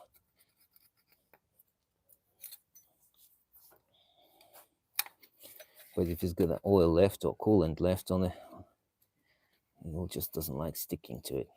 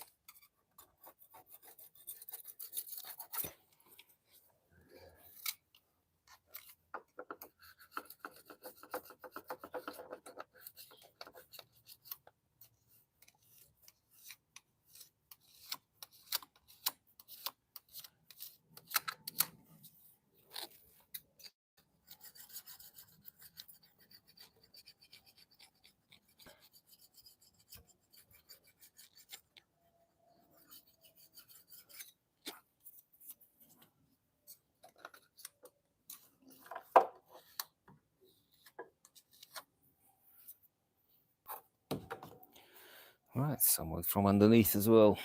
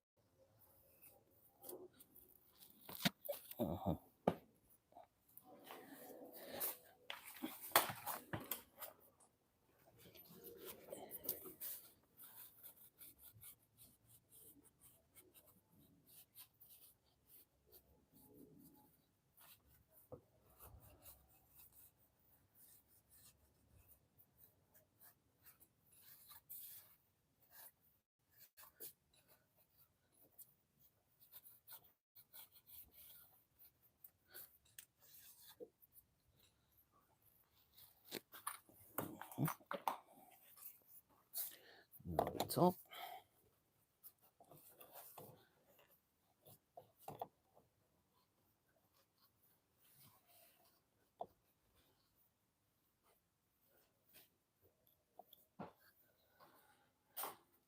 Right. Well, I've got rid of the silicone. Now I just need to clean it up, degrease it a bit.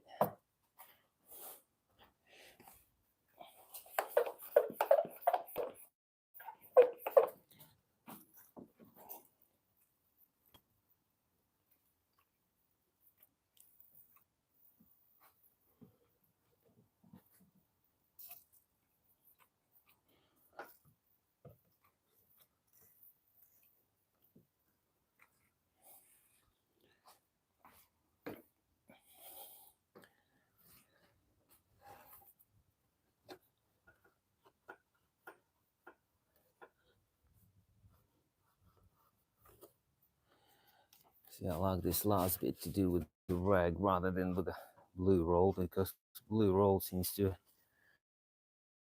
just you flakes off and make so much mess.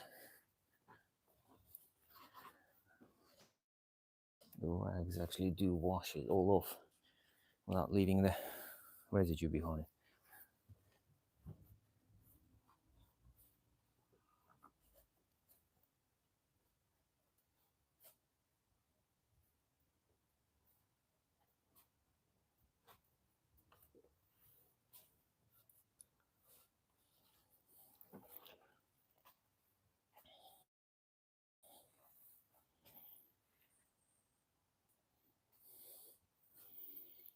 I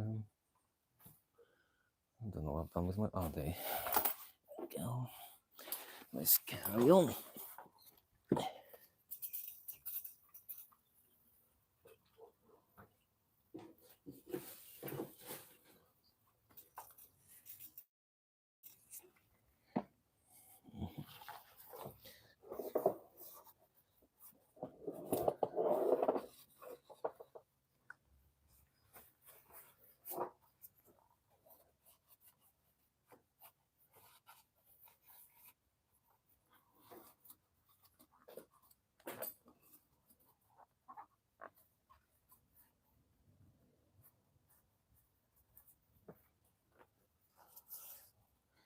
Okay.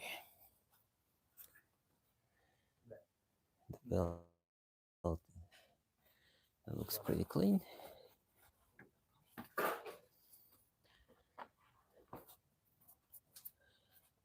Oh, that's pretty clean. Now we need to put the cover back on.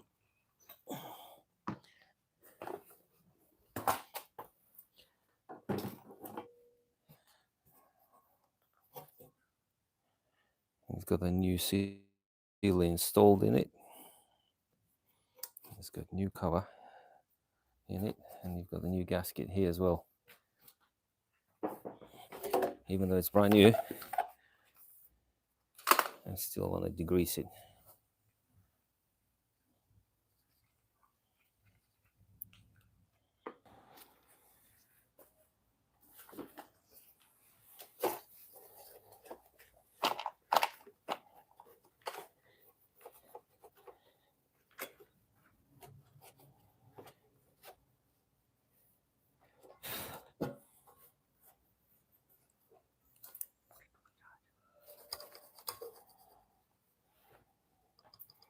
I think need to remove and glue. Well, I'm not going to remove it. I'm just going to Put the the stuff underneath. You see, it's slightly not stuck.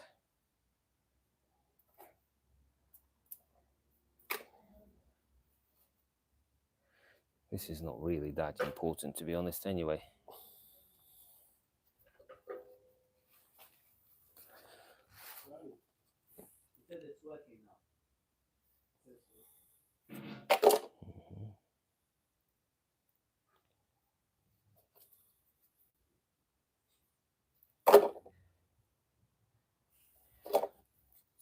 This one's, you only need a little thin smear anyway, but up here you need to put a proper bead. How about the fuel pump cover? Fuel pump cover on the new ones, you don't have to do anything.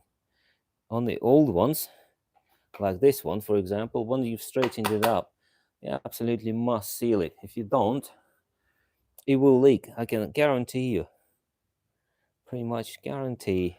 Did you find where it's leaking from this one? No. It's more likely from the cover, because I have that feeling somebody had it off before, and I'm pretty sure, because up here I could see very fresh marks, and it's mainly from this cover that it was actually all the leak.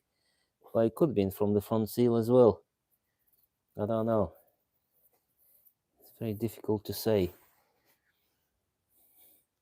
So I don't know. I didn't really, to be honest, investigate. At the moment. But I have that yeah, feeling. it's very that's wet there. Yeah, I'm It's, also it feeling was- it's come from there. Yeah. from that place. So the main two things it could leak is from this cover, from this seal, and there's a potentially from the seal behind. But because I had to quite unstick it quite a lot, I don't think that was the case. I don't think it was leaking from the actually cover, the silicone behind the cover.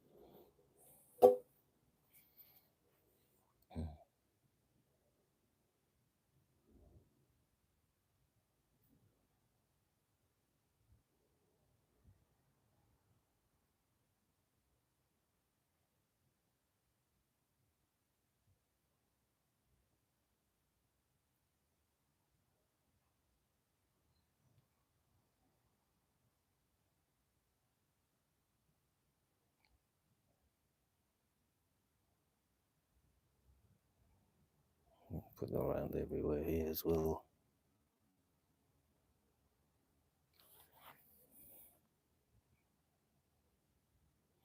This is the flimsiest part of the cover, this area. So this is quite important to get it right, this end.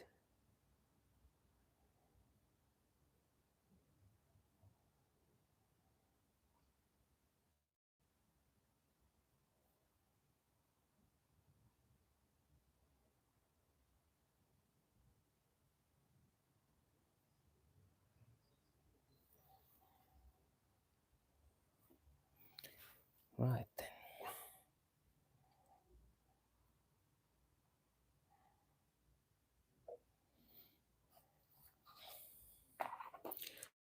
Right, I need to take this, when we took the cover off, mix the dowel with it.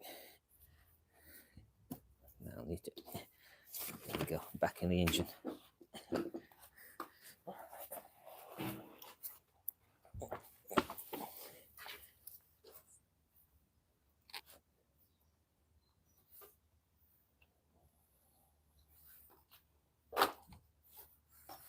No.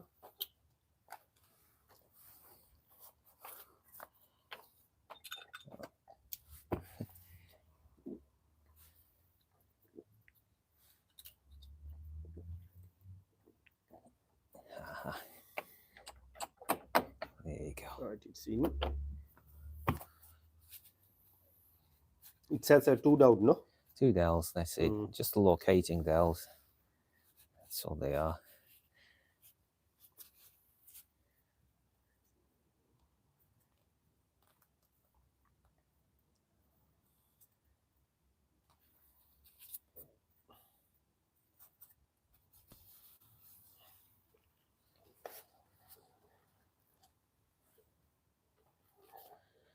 Okay.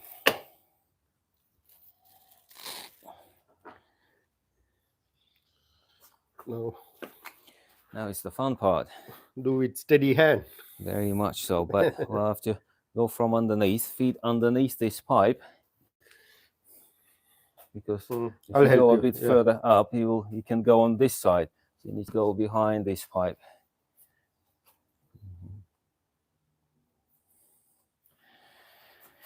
Oh, and without scraping that all over the place. I mean, if you're unsteady or something, you can put the silicone on the block as well. So you smear the silicone all around the block, all the head, all around that surface on the engine itself, and then you put the bead on here. So that way, you always guarantee you will have a good seal. It doesn't really matter if you put too much silicone on it; it will just squidges out.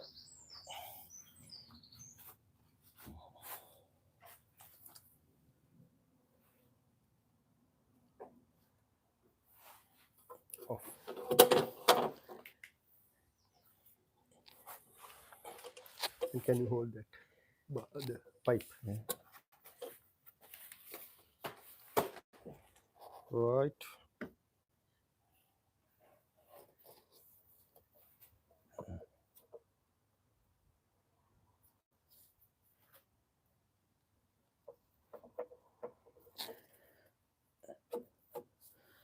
I really can't see a thing I'm doing here. Oh, there. That one in. One in. That one I can't see, so.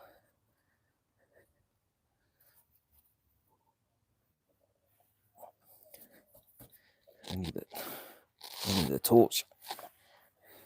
Mm. Oh, okay.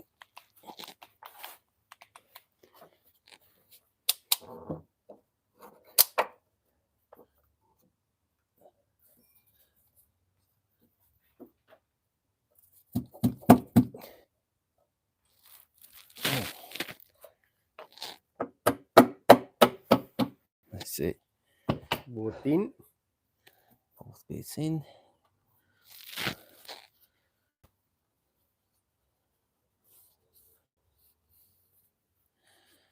We can start putting bolts back in. Right, we've got a collection of bolts Everywhere. on that one pile. Nice for power steering pump. I'll start with them too, because they're the old ones. Obviously 13mm bolt and the 10mm bolt next to it. And the rest of them normal 8mm bolts.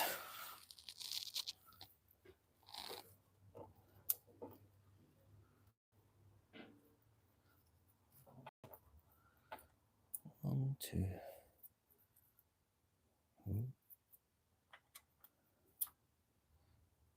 three, four.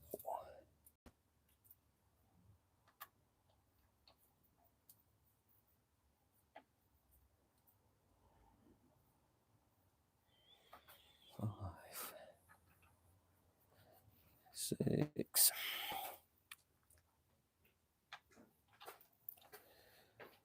7.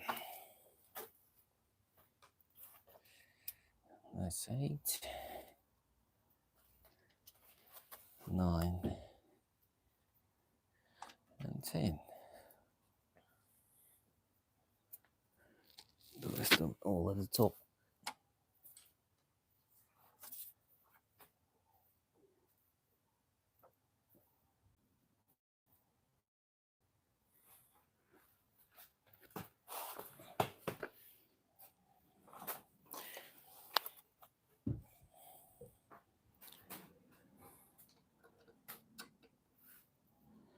Yeah, don't do them up straight away, feed them all in first and then you do them up. Because I've had it before, do them up and the last bolt just won't fit. Just no matter what you Make do. sure everything line up first. Yeah. Yeah. And it's all lines up, then it's fine, especially if you use some aftermarket cover like this one looks like it might be. I don't know. But sometimes the bolts are not quite in the same place like the original. So once they're all in, At least the little ones, big ones are always gonna go in. Right.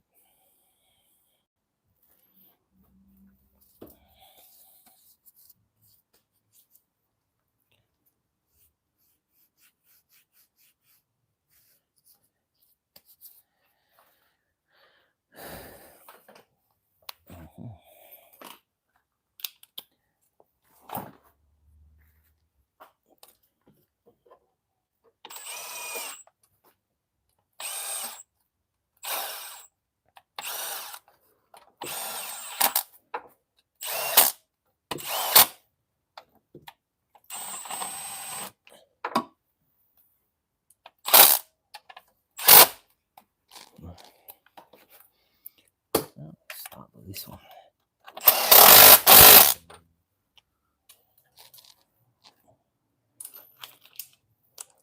Next one, 10 mil head, no? Yeah.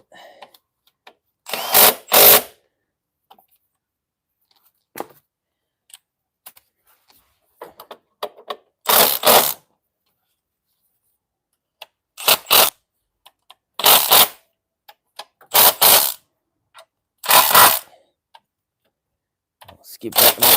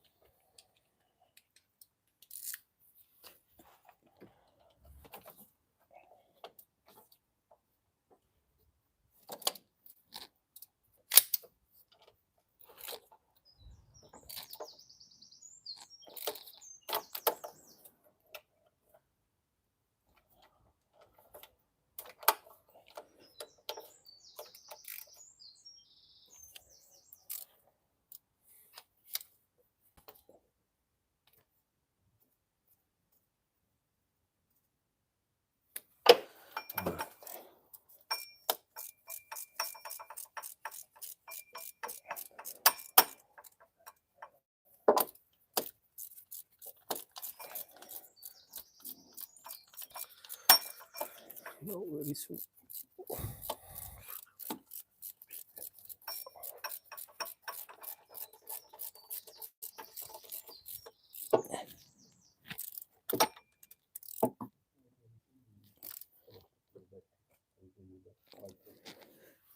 Okay.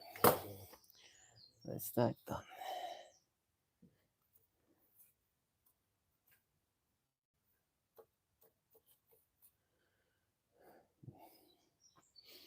Now we can do the top ones.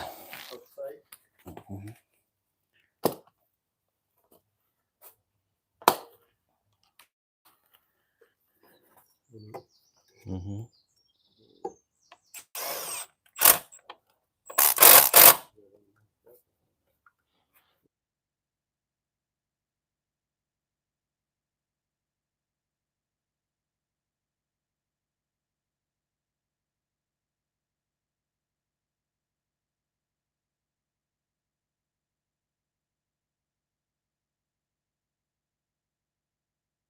Just kind of running out of battery on the microphone. No.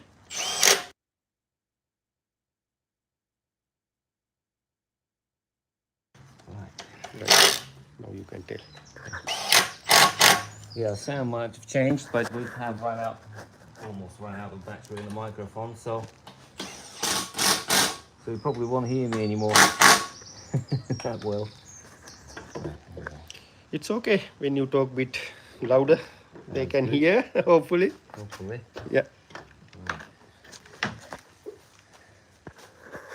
So that's all the little bolts are in. And now I'm going to put these 20 mil bolts back in.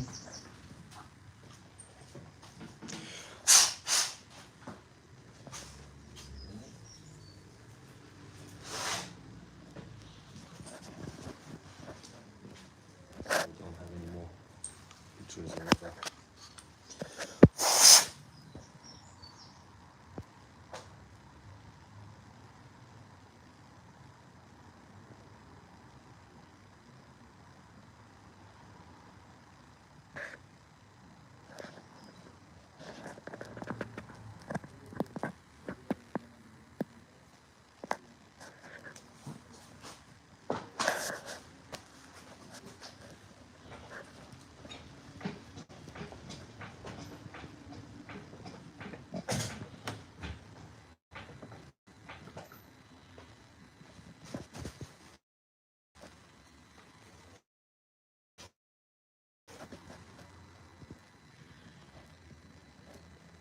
It should plug out, so it all comes out in one piece.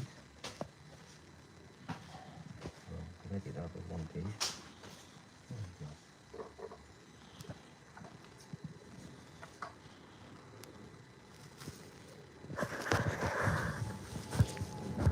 Not really important. Save yourself. I know it was a bit uncomfortable. A little bit of a cheat way or shortcut way, whatever you want to call it. I'm calling time saver.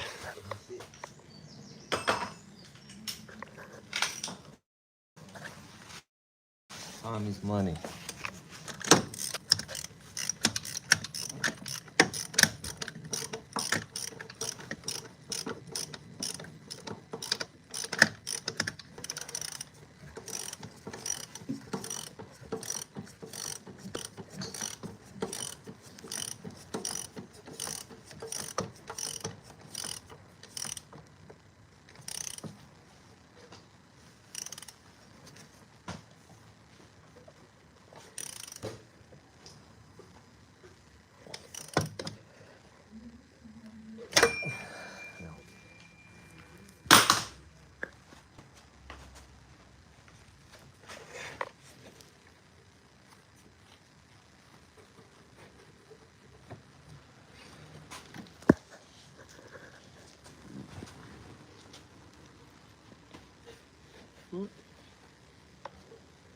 So now we can put this cover, the engine mount cover off, because that's also holding this cover on, because that's actually holding bolts,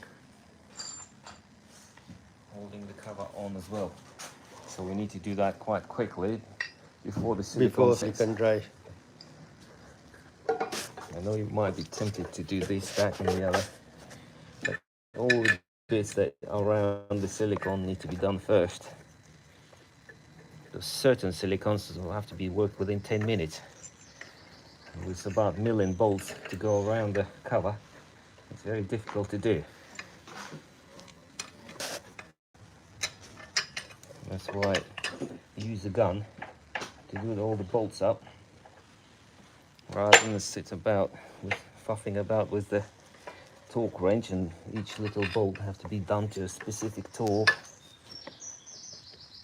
But when you know, you just don't overdo it. 56.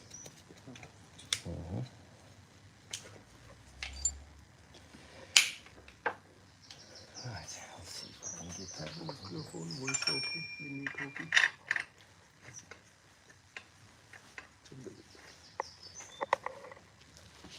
Right, let's start from the bottom. Oh, thank you.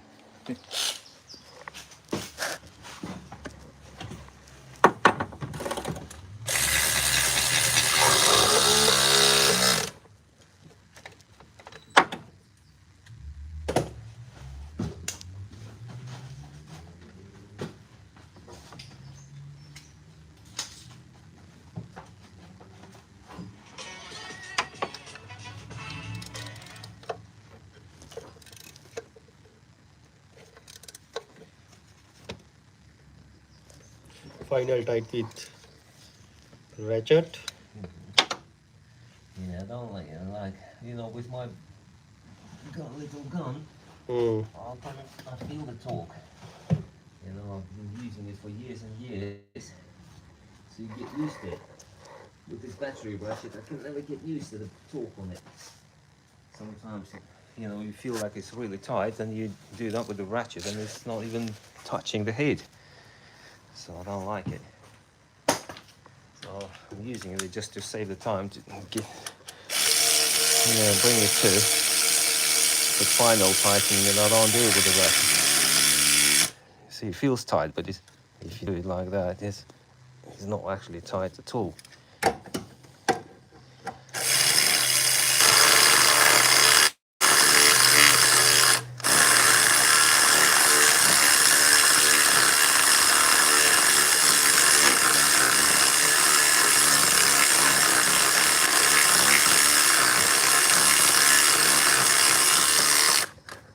I think it's a time for a new ratchet. One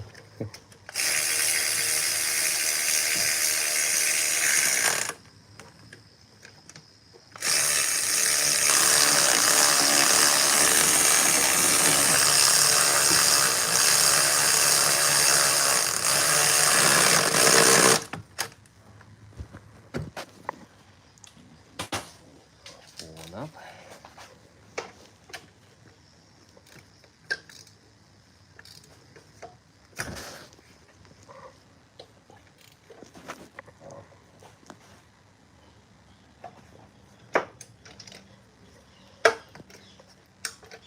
I'm doing them up quite tight because it's for the engine mount, so the engine does have some vibrations,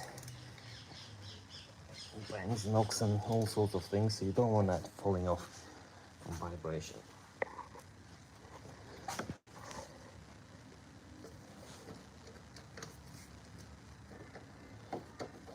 If someone need to talk, better to Google, no? Yeah. Or Okay. hence manual.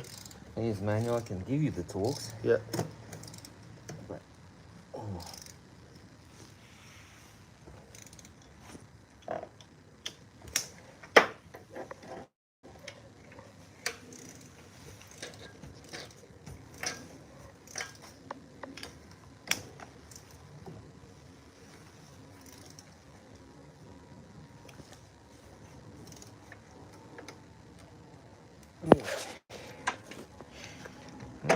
now we need to do the center one, and that will be Black all color the, one. yeah, and that will be the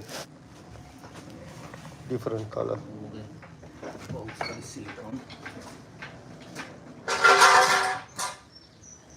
Jack up the engine.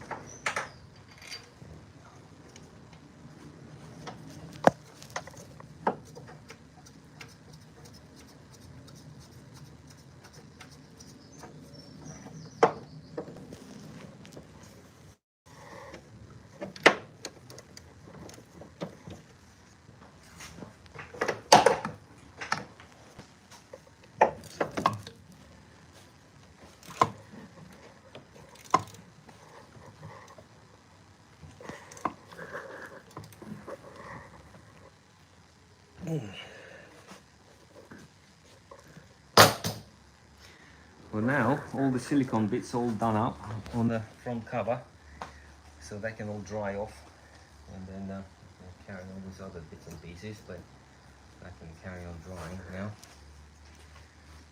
I could potentially put them other bits and pieces on, but or I can carry on with the bottom bits. It's not really different, whatever you want to do. It's freedom of choice, you know what I mean?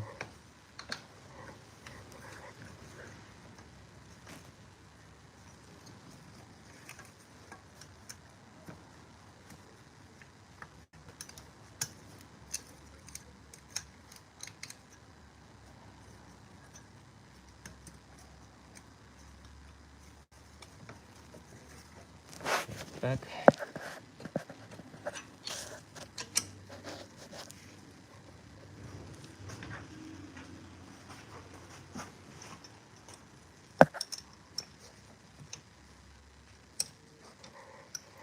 And then there's one to the top hole in this one. And to the back.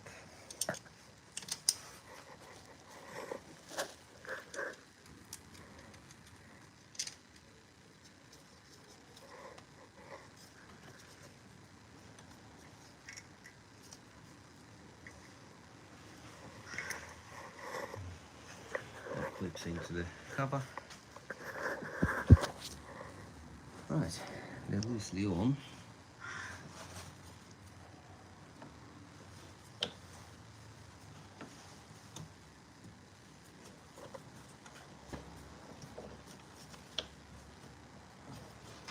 Move this out of the way for me. Easier to get to this.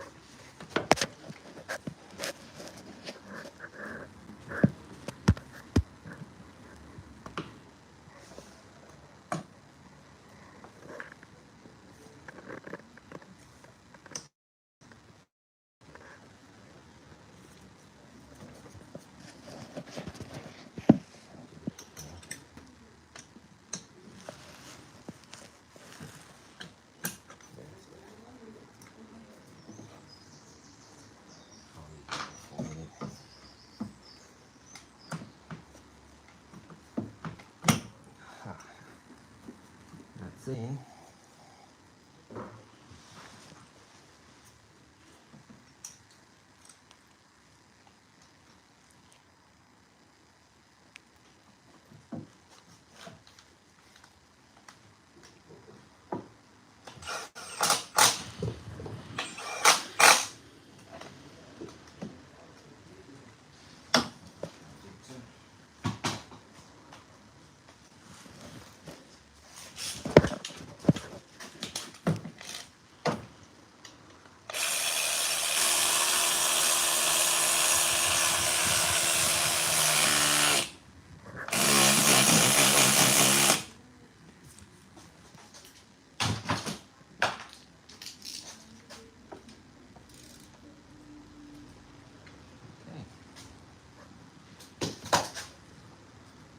Speed this one up as well.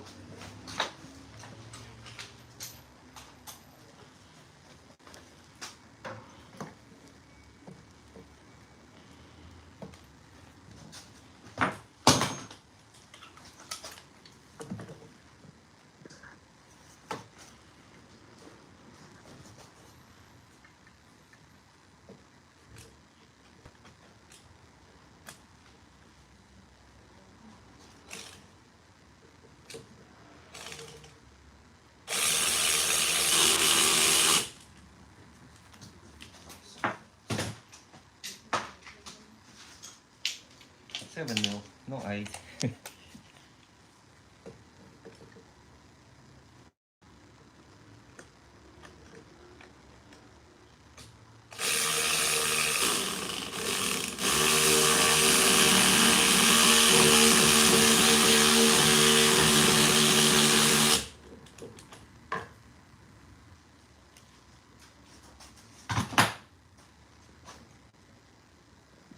Okay, it's more or less done at the top. Now I can drop the engine down a bit. I need to drop it down and I put the front crank pulley back on. Oh, actually, no. I'll put the tension on.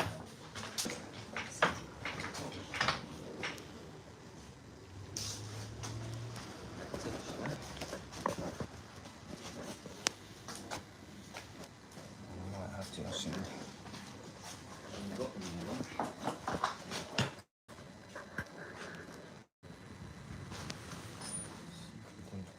That's good. And push button and shove it can always replace it at a later stage. So if I don't need to.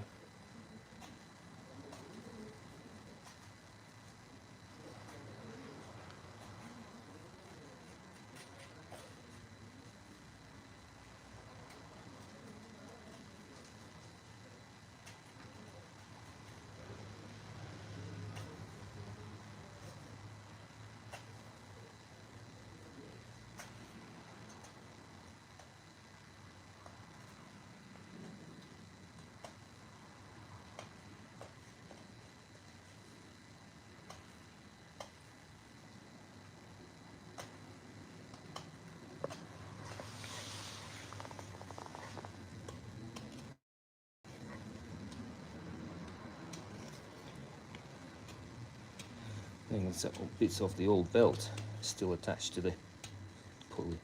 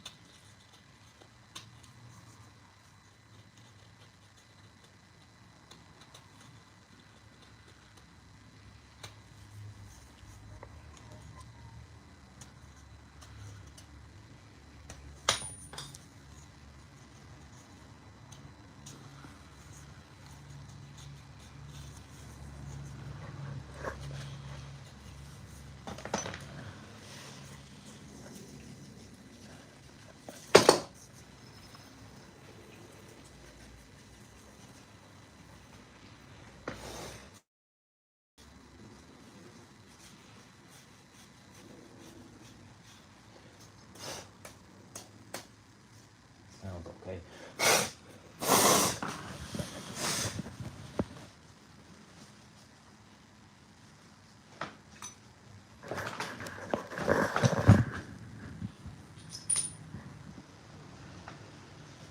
Okay, let's put that in. Trouble is with the tensioner, that covers this little cover. So if this cover needs to ever come out, you always have to take that off because it literally sits right over the top of it.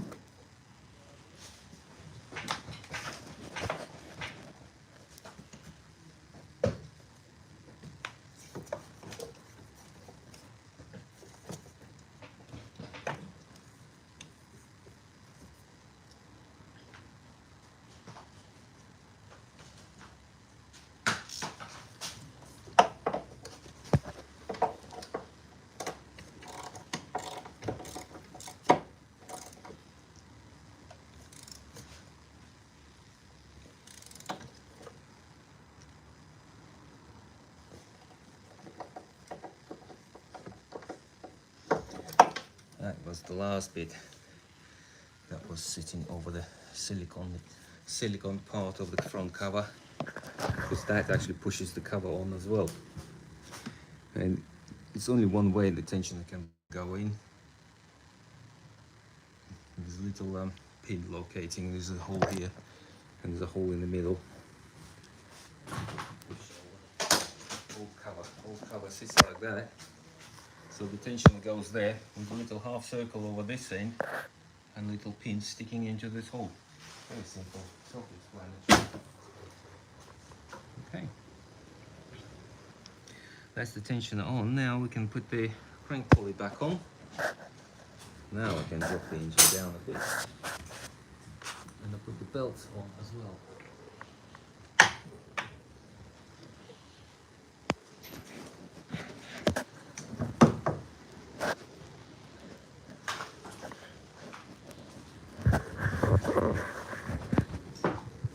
We'll wash this cover.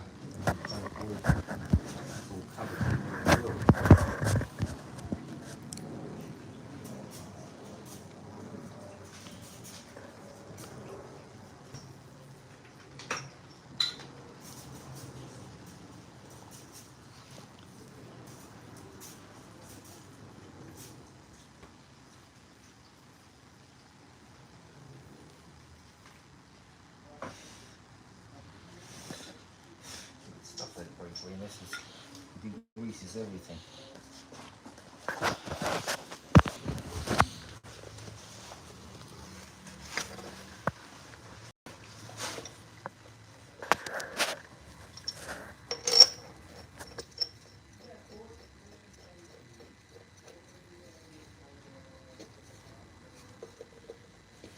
Right, it's all square. So now I can just gun it in.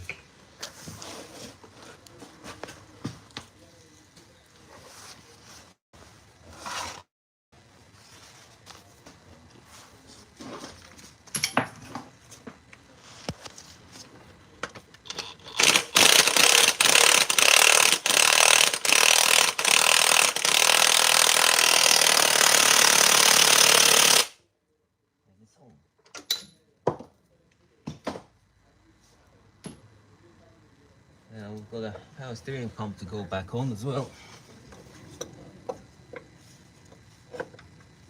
It's so nice when you've got electric power steering. You have to deal with it. This is such an awkward place.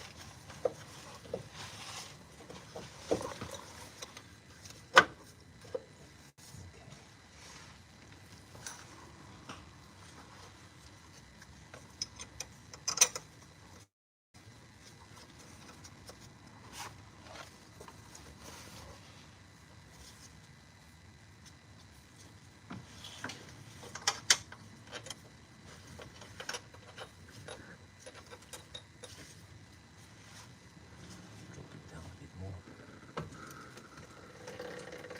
Give yourself more room.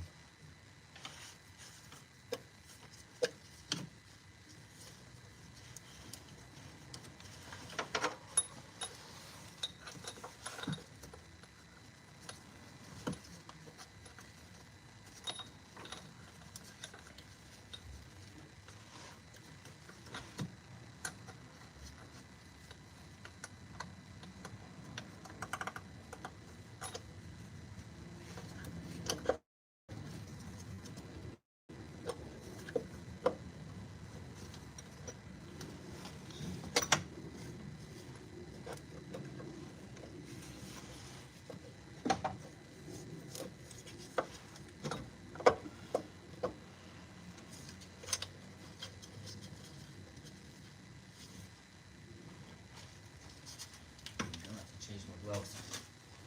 That was a bit ripped.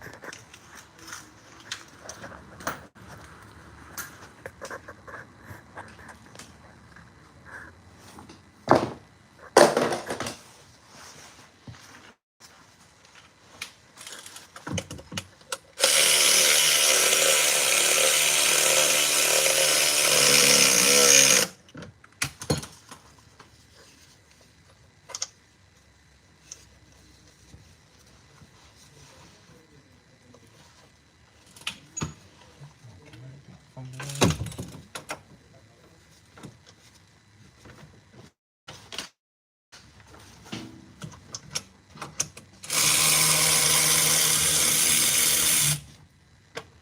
close. A little bit longer. Not looking from behind.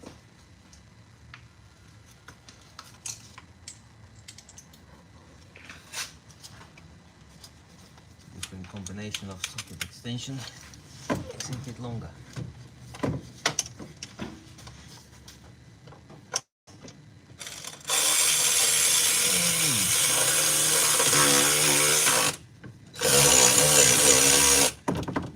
From behind. Pretty much.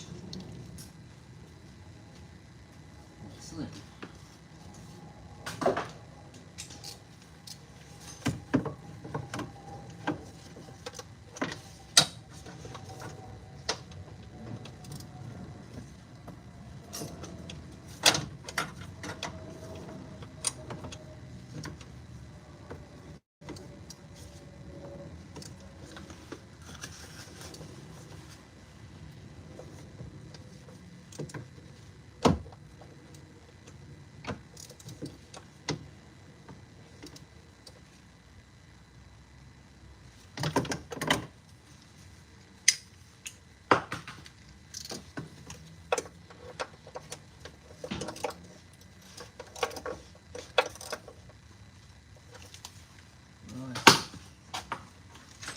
this pulley is a bit oily as well.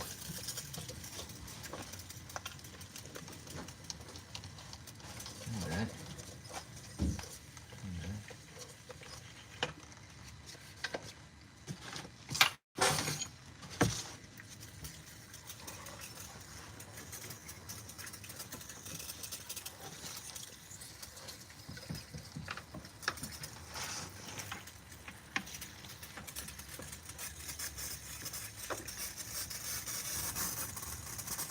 Water pump as well.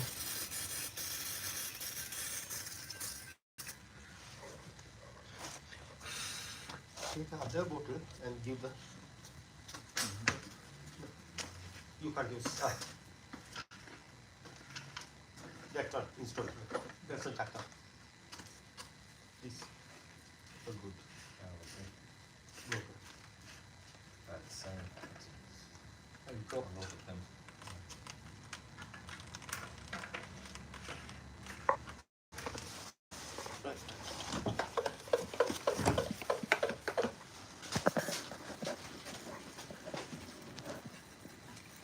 A lot of oil leaks before, so all of them auxiliaries covered in oil up here, which is a bit of a general wash over the top, so we'll get a half a chance. You need a vacuum and the airline. No, it's alright.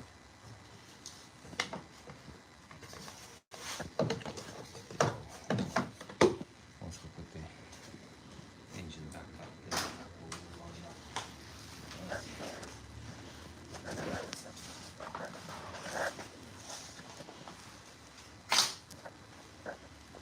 Right, we're going to have to start with this belt. Obviously this belt is a bit oily, so we're going to have to wash it a bit. And we've got the roller. In an ideal world, we would have changed that now, but it looks like it's already been changed recently. Try to salvage it.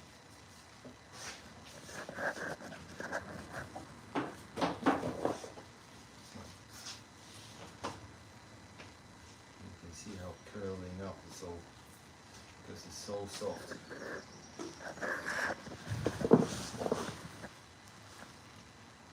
It's been covered in oil.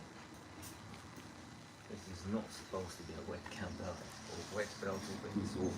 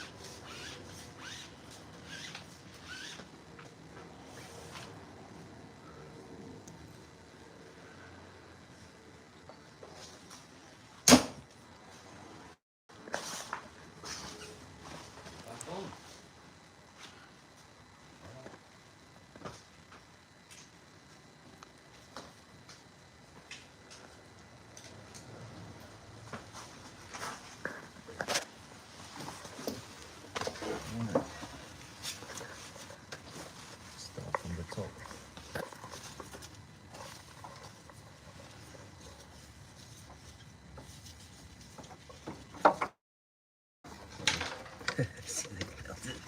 It's not very pleasant to work with. It's curling up like a banana.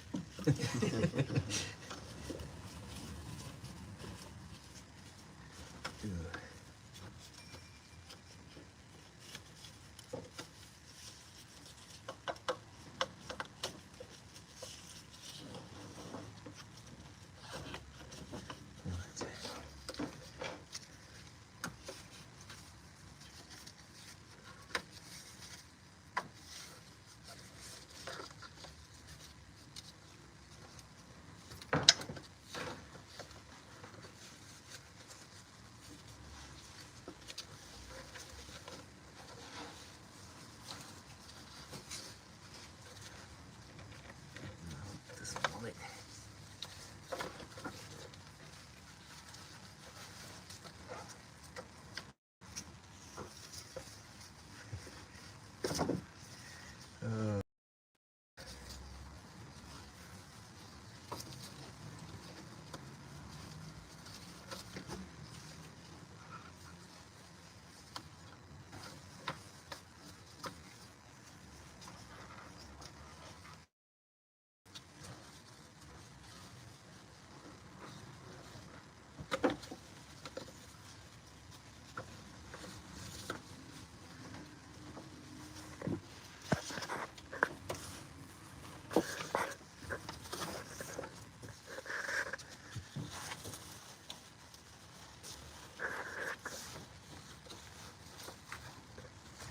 not nice to work with a curly belt.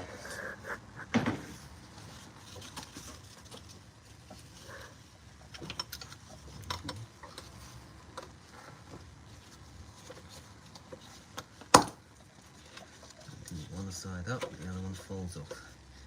And then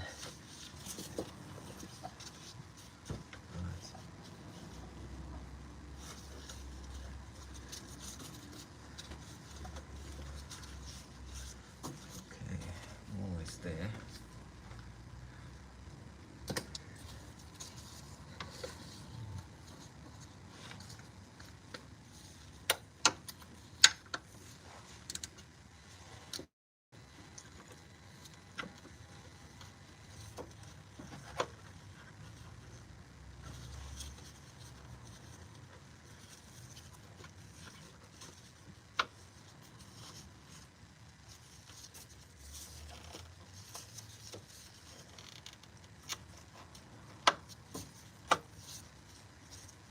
Very awkward to work on the curly belt.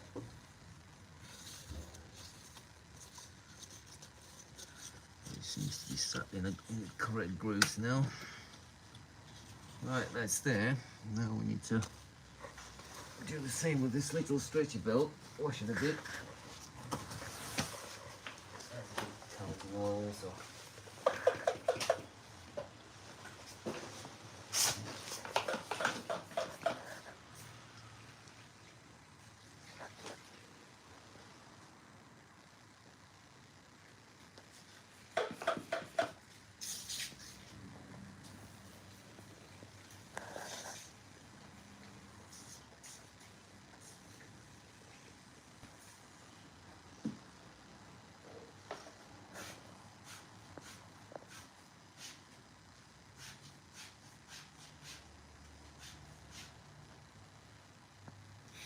Feels a bit better than the other belt. This is because it's a stretchy belt. The only way you can put it on is by literally turning the engine over.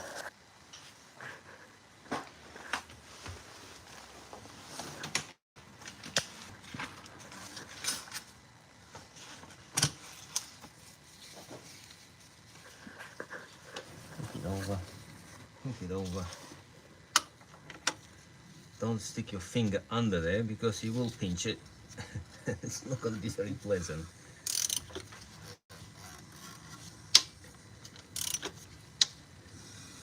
And just like that, belt back goes back on.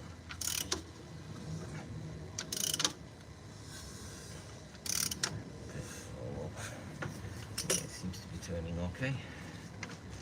Right. And now, more or less ready.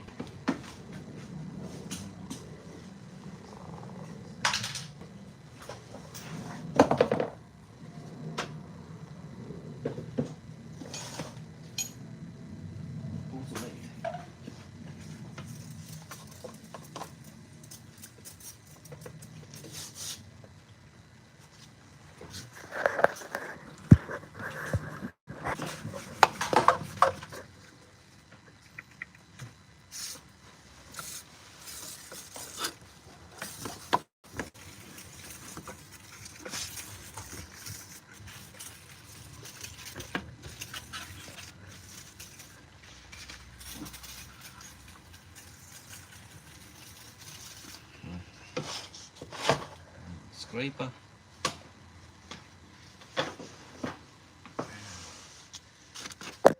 Torch.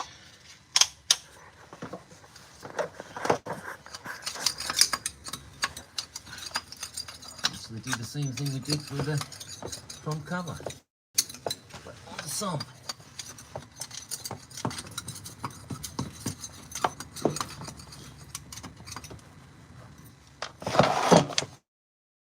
The good thing about the sump is the surface is a lot smaller and skinnier, so much easier to clean it. The only thing you have to lay upside down to do it, so that's a bit of a downside. You might want to use the goggles up here because, you know, gravity kind of puts all the dirt straight into your face, on your eyes and whatever.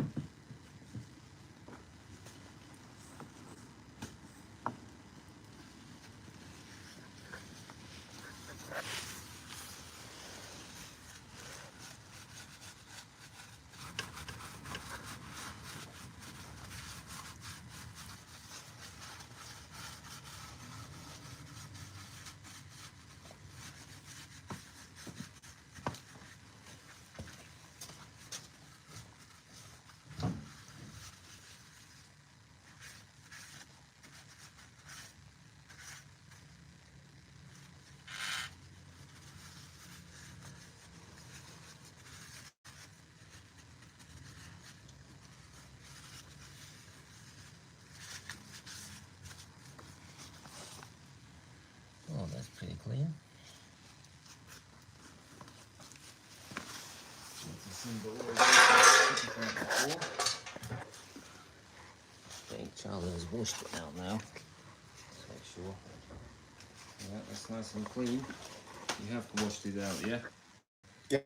Yeah, Done. good. That's like nice and clean now. Put that back on.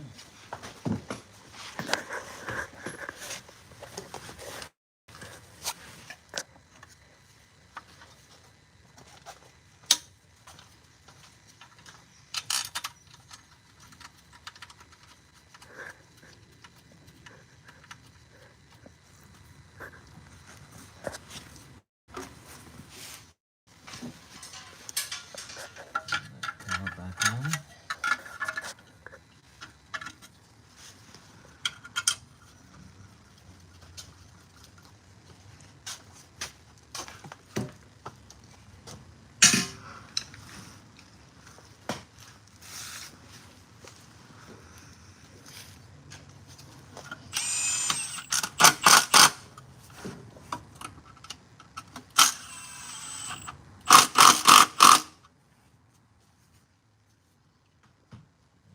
Back together.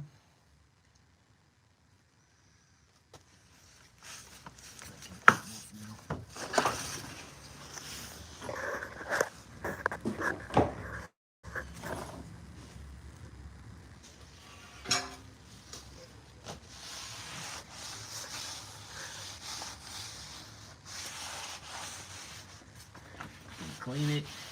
You can drain the oil all you like, and it's still gonna be drizzling somewhere. Covering it. I mean by this job it can be quite dirty. That's all nice and washed. Well, we do need to straighten it though. Get my chisel. Yeah. Oh, you've got chisel there as well. Yeah. Oh yeah.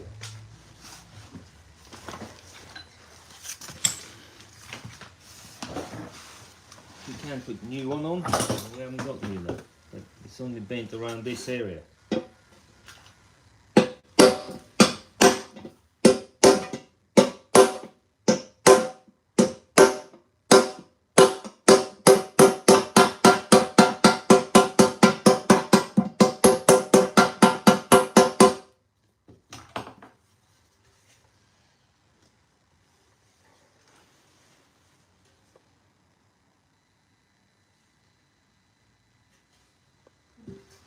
Okay, we just need to get this lump out.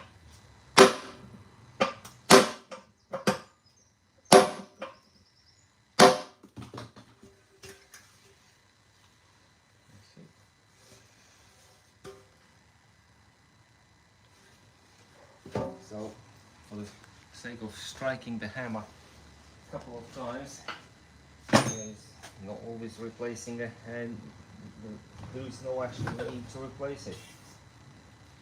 Unless you're really fussy. You want to.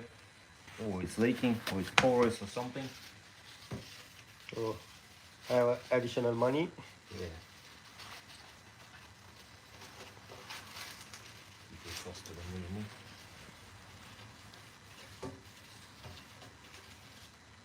I mean, you can do the same with the front cover, but it's not as easy. It takes a bit longer and a lot of scraping.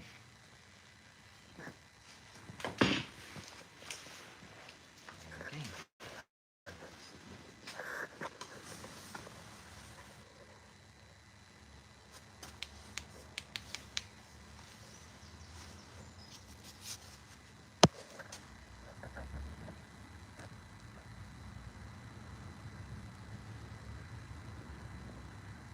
Especially around here.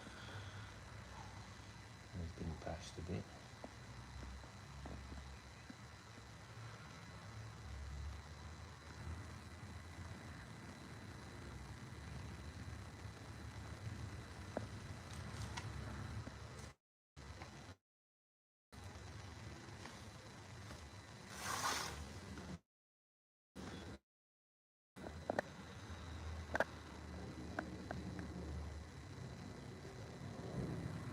See, we've run out of silicone.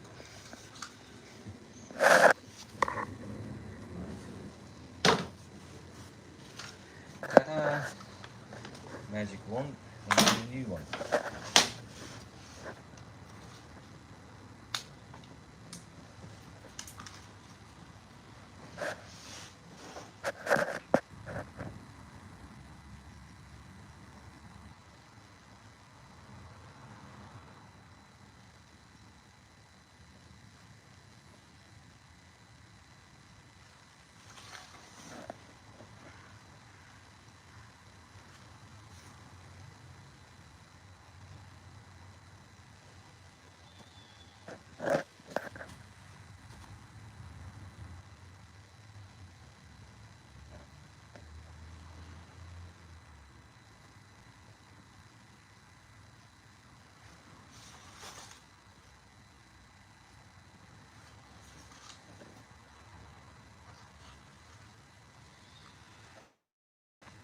Again, steady hand. Okay, yeah, this one doesn't have too many hit on the way. It's probably just literally going up. Right, so get that stuff ready. Put a couple of bolts in first. Done. Obviously some plug is facing that way. Already done it up.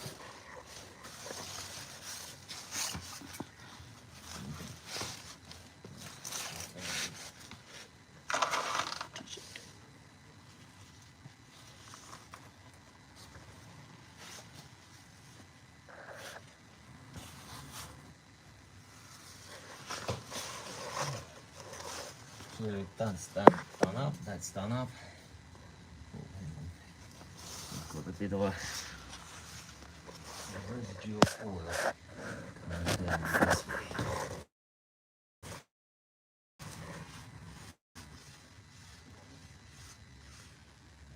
Wipe it down here.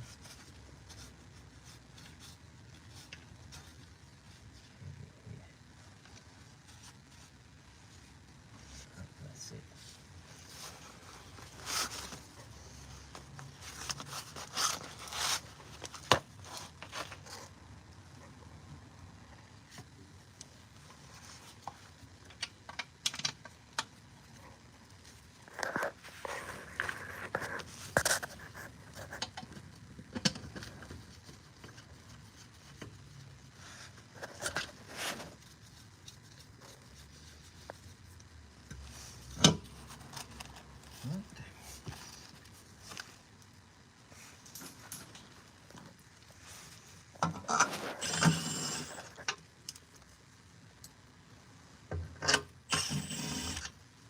Again, I'm putting the bolts in first before I tighten any of them up.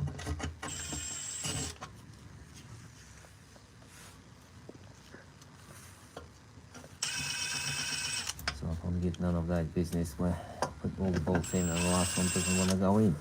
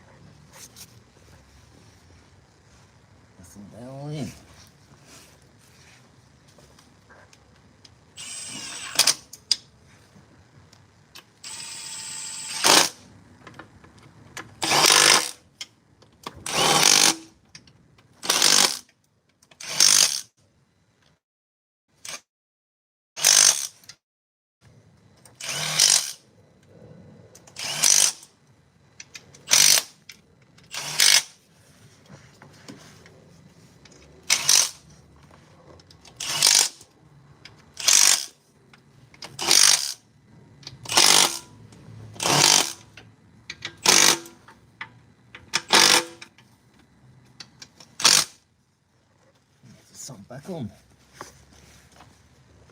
Nice and simple.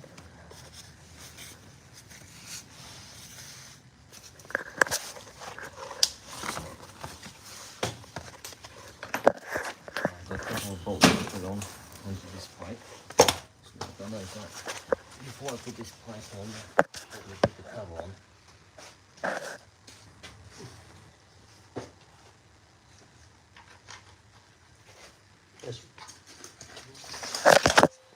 It's been washed a bit. Are you done? Yeah, nice.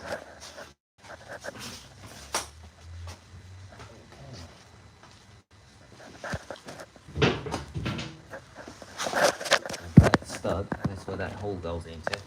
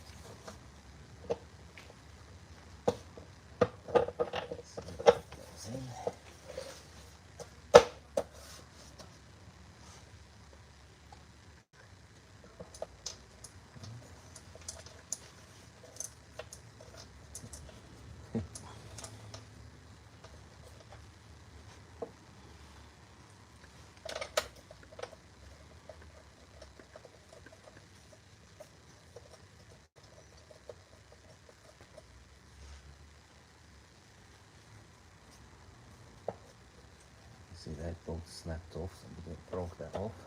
That bolt's missing. That nut missing. It's only them two were on.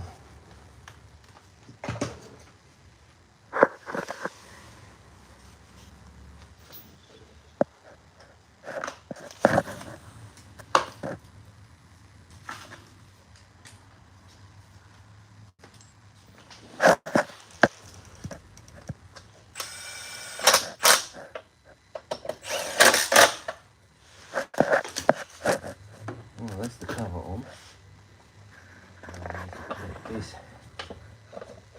back on.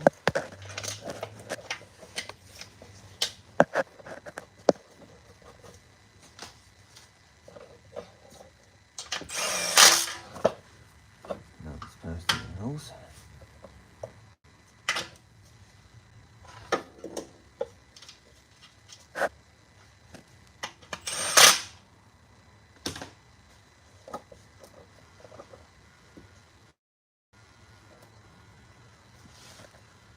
Right, that's that done. This off as well. So much oil. That is very, very bad oily. See, it's everything is still very difficult to get rid of it. All the telltales of it. Unless you really jet wash. From underneath.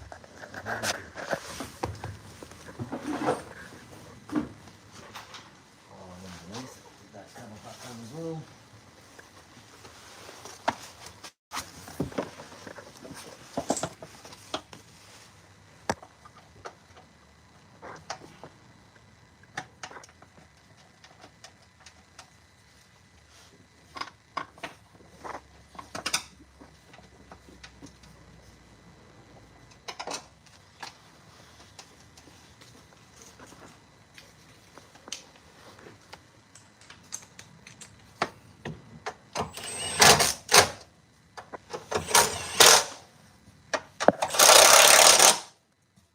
Bolts.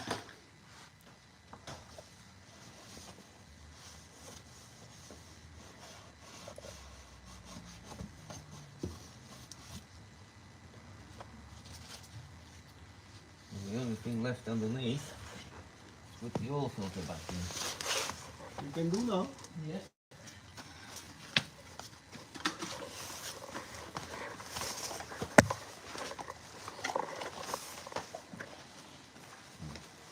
Mm.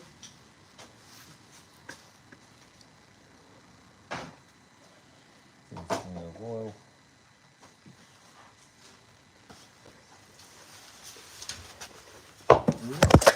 And drop the filter.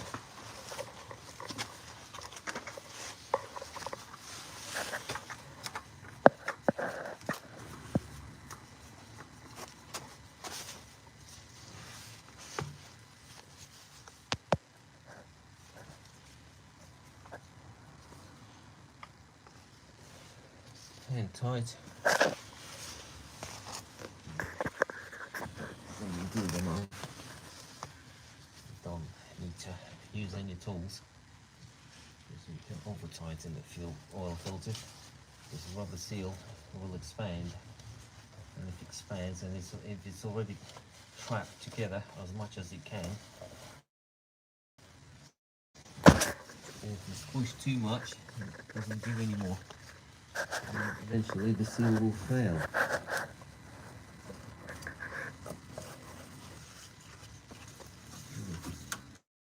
Oil was leaking even on top of the water bottle. It just seems to be everywhere.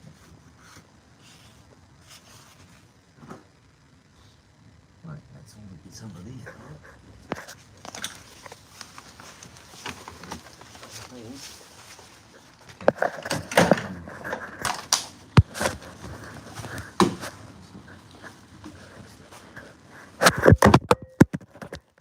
Jack the engine up. Jack the pump.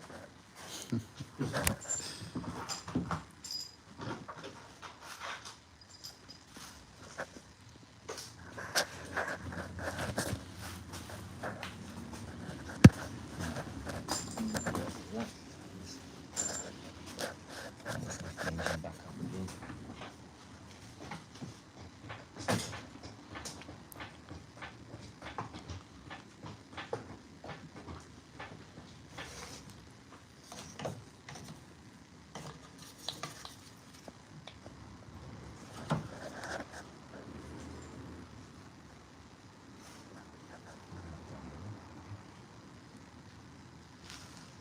That's done up.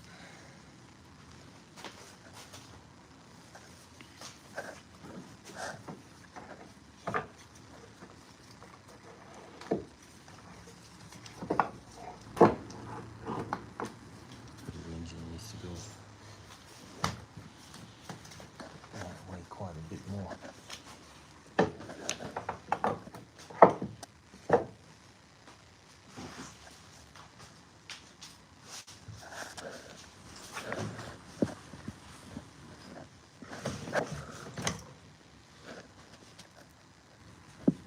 What we're going to do is we'll drop the engine down onto the axle stand and reposition the jack under the sump. It's nicely and freshly glued on. If you want, you can bring another jack. Yeah.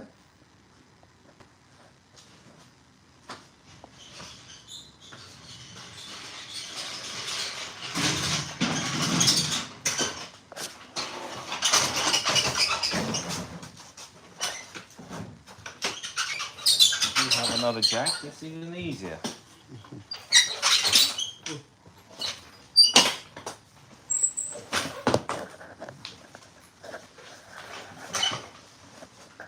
Block of wood. That's really necessary. You can't put that jack straight under the sump because you will pinch it. Damage it in a possible way.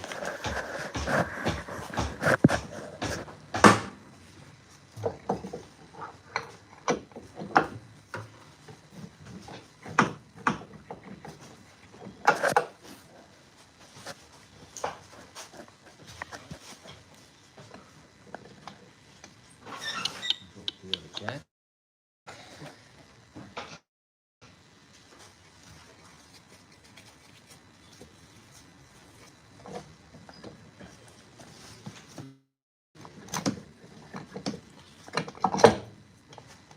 now. Move forward now, quite easy.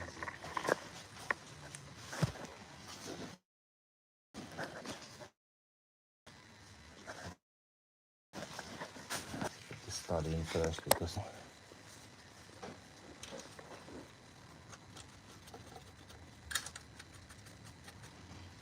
finger tight, but this one I'd like to put some grease on them threads because that goes through the chassis, and because it goes through the chassis, I've had them before where they seize up so much they just snap in, and if I put some grease on them now, if anybody ever wants to get them out later, they will be able to get them out.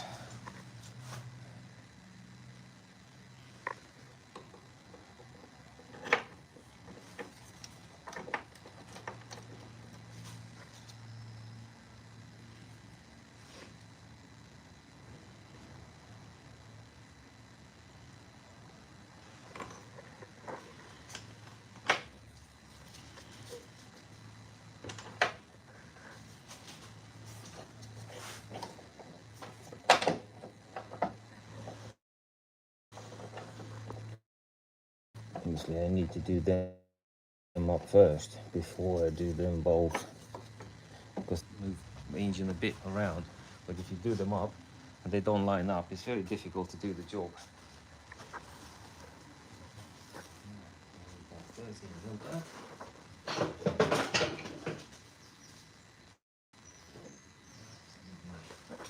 Extension. I'll leave that in a while.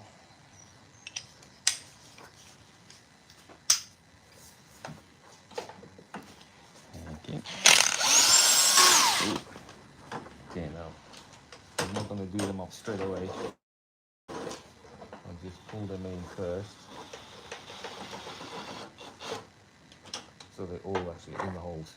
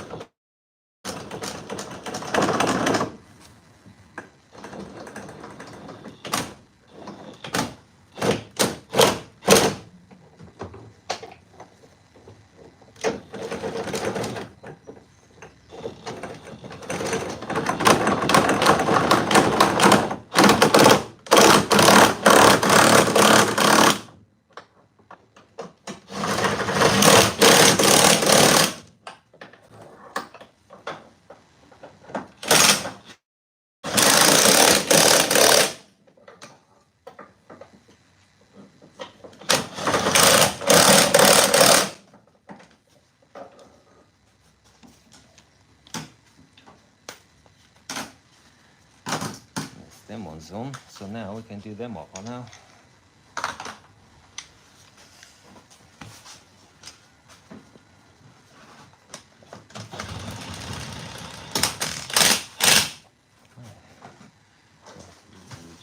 Bit. Push on the jack.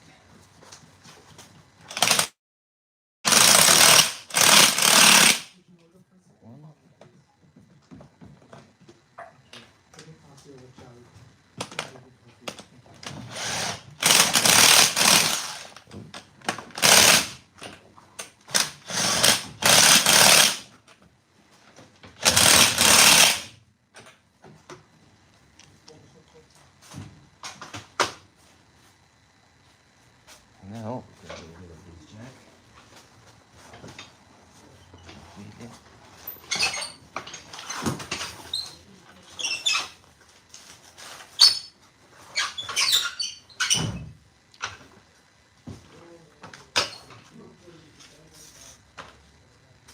And get rid of this jack also.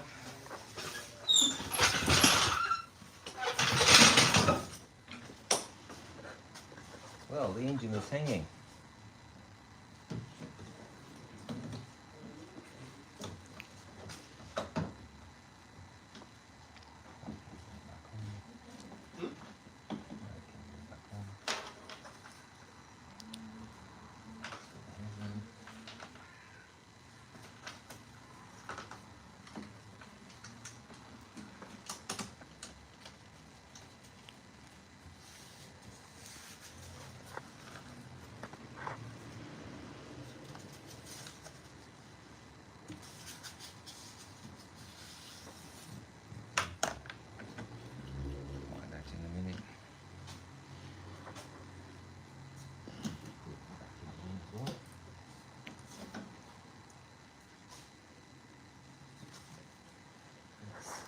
in still. That's all hooked in. Back on then.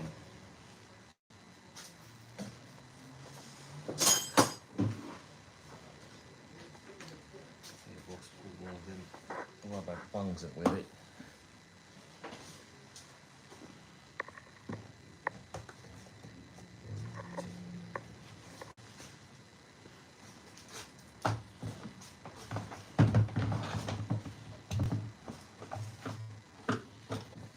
Sits at the back on the top of that rubber.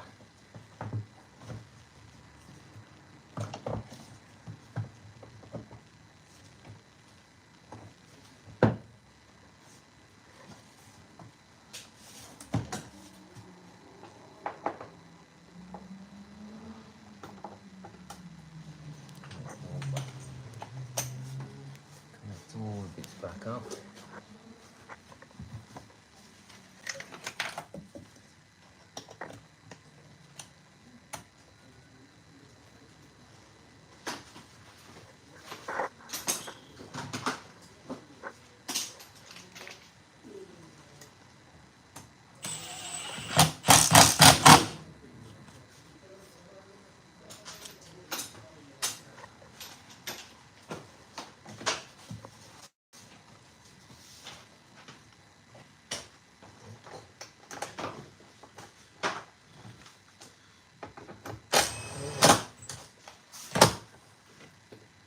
That's back on as well. So that's the airbox back on properly.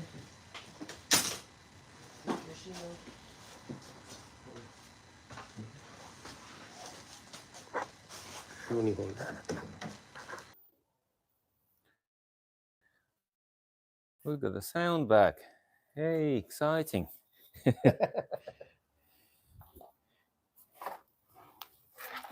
Just as before. Just as we almost finished. Right, it's the drain pipe can back on. It literally drains inside the wheel arch.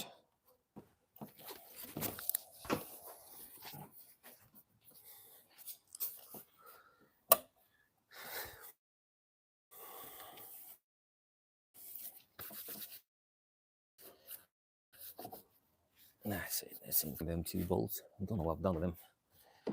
I'll find them in a minute and do this one up.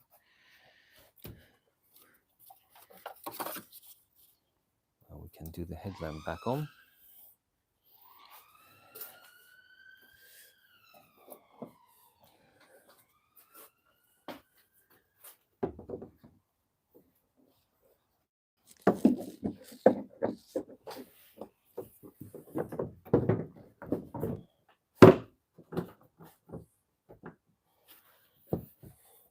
Make sure lined up top side first. Yeah, and the clips it at the back. It's Yeah. like slides down. Then after that, it's automatically, Yeah, it's all there.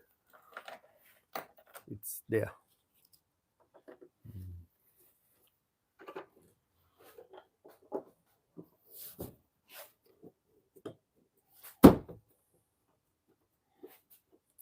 What we need a small hopper. I do, but unfortunately, we'll have to do it without for today. I need the torque 30 and torque's 25.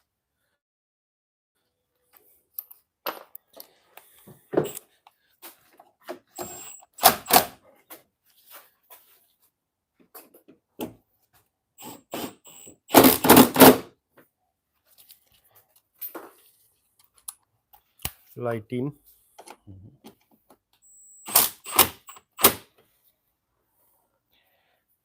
Now, I need to find what I've done with them little screws. 2 little screws. I'm put it down somewhere in a certain pile, and I don't know where that pile is anymore.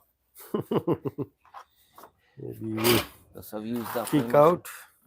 I've used up everything now. Seems to be. Oh, I'm gonna have to just literally go through all this piles of stuff where I've been putting things.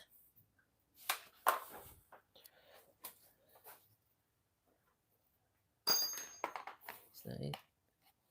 No, that's not it.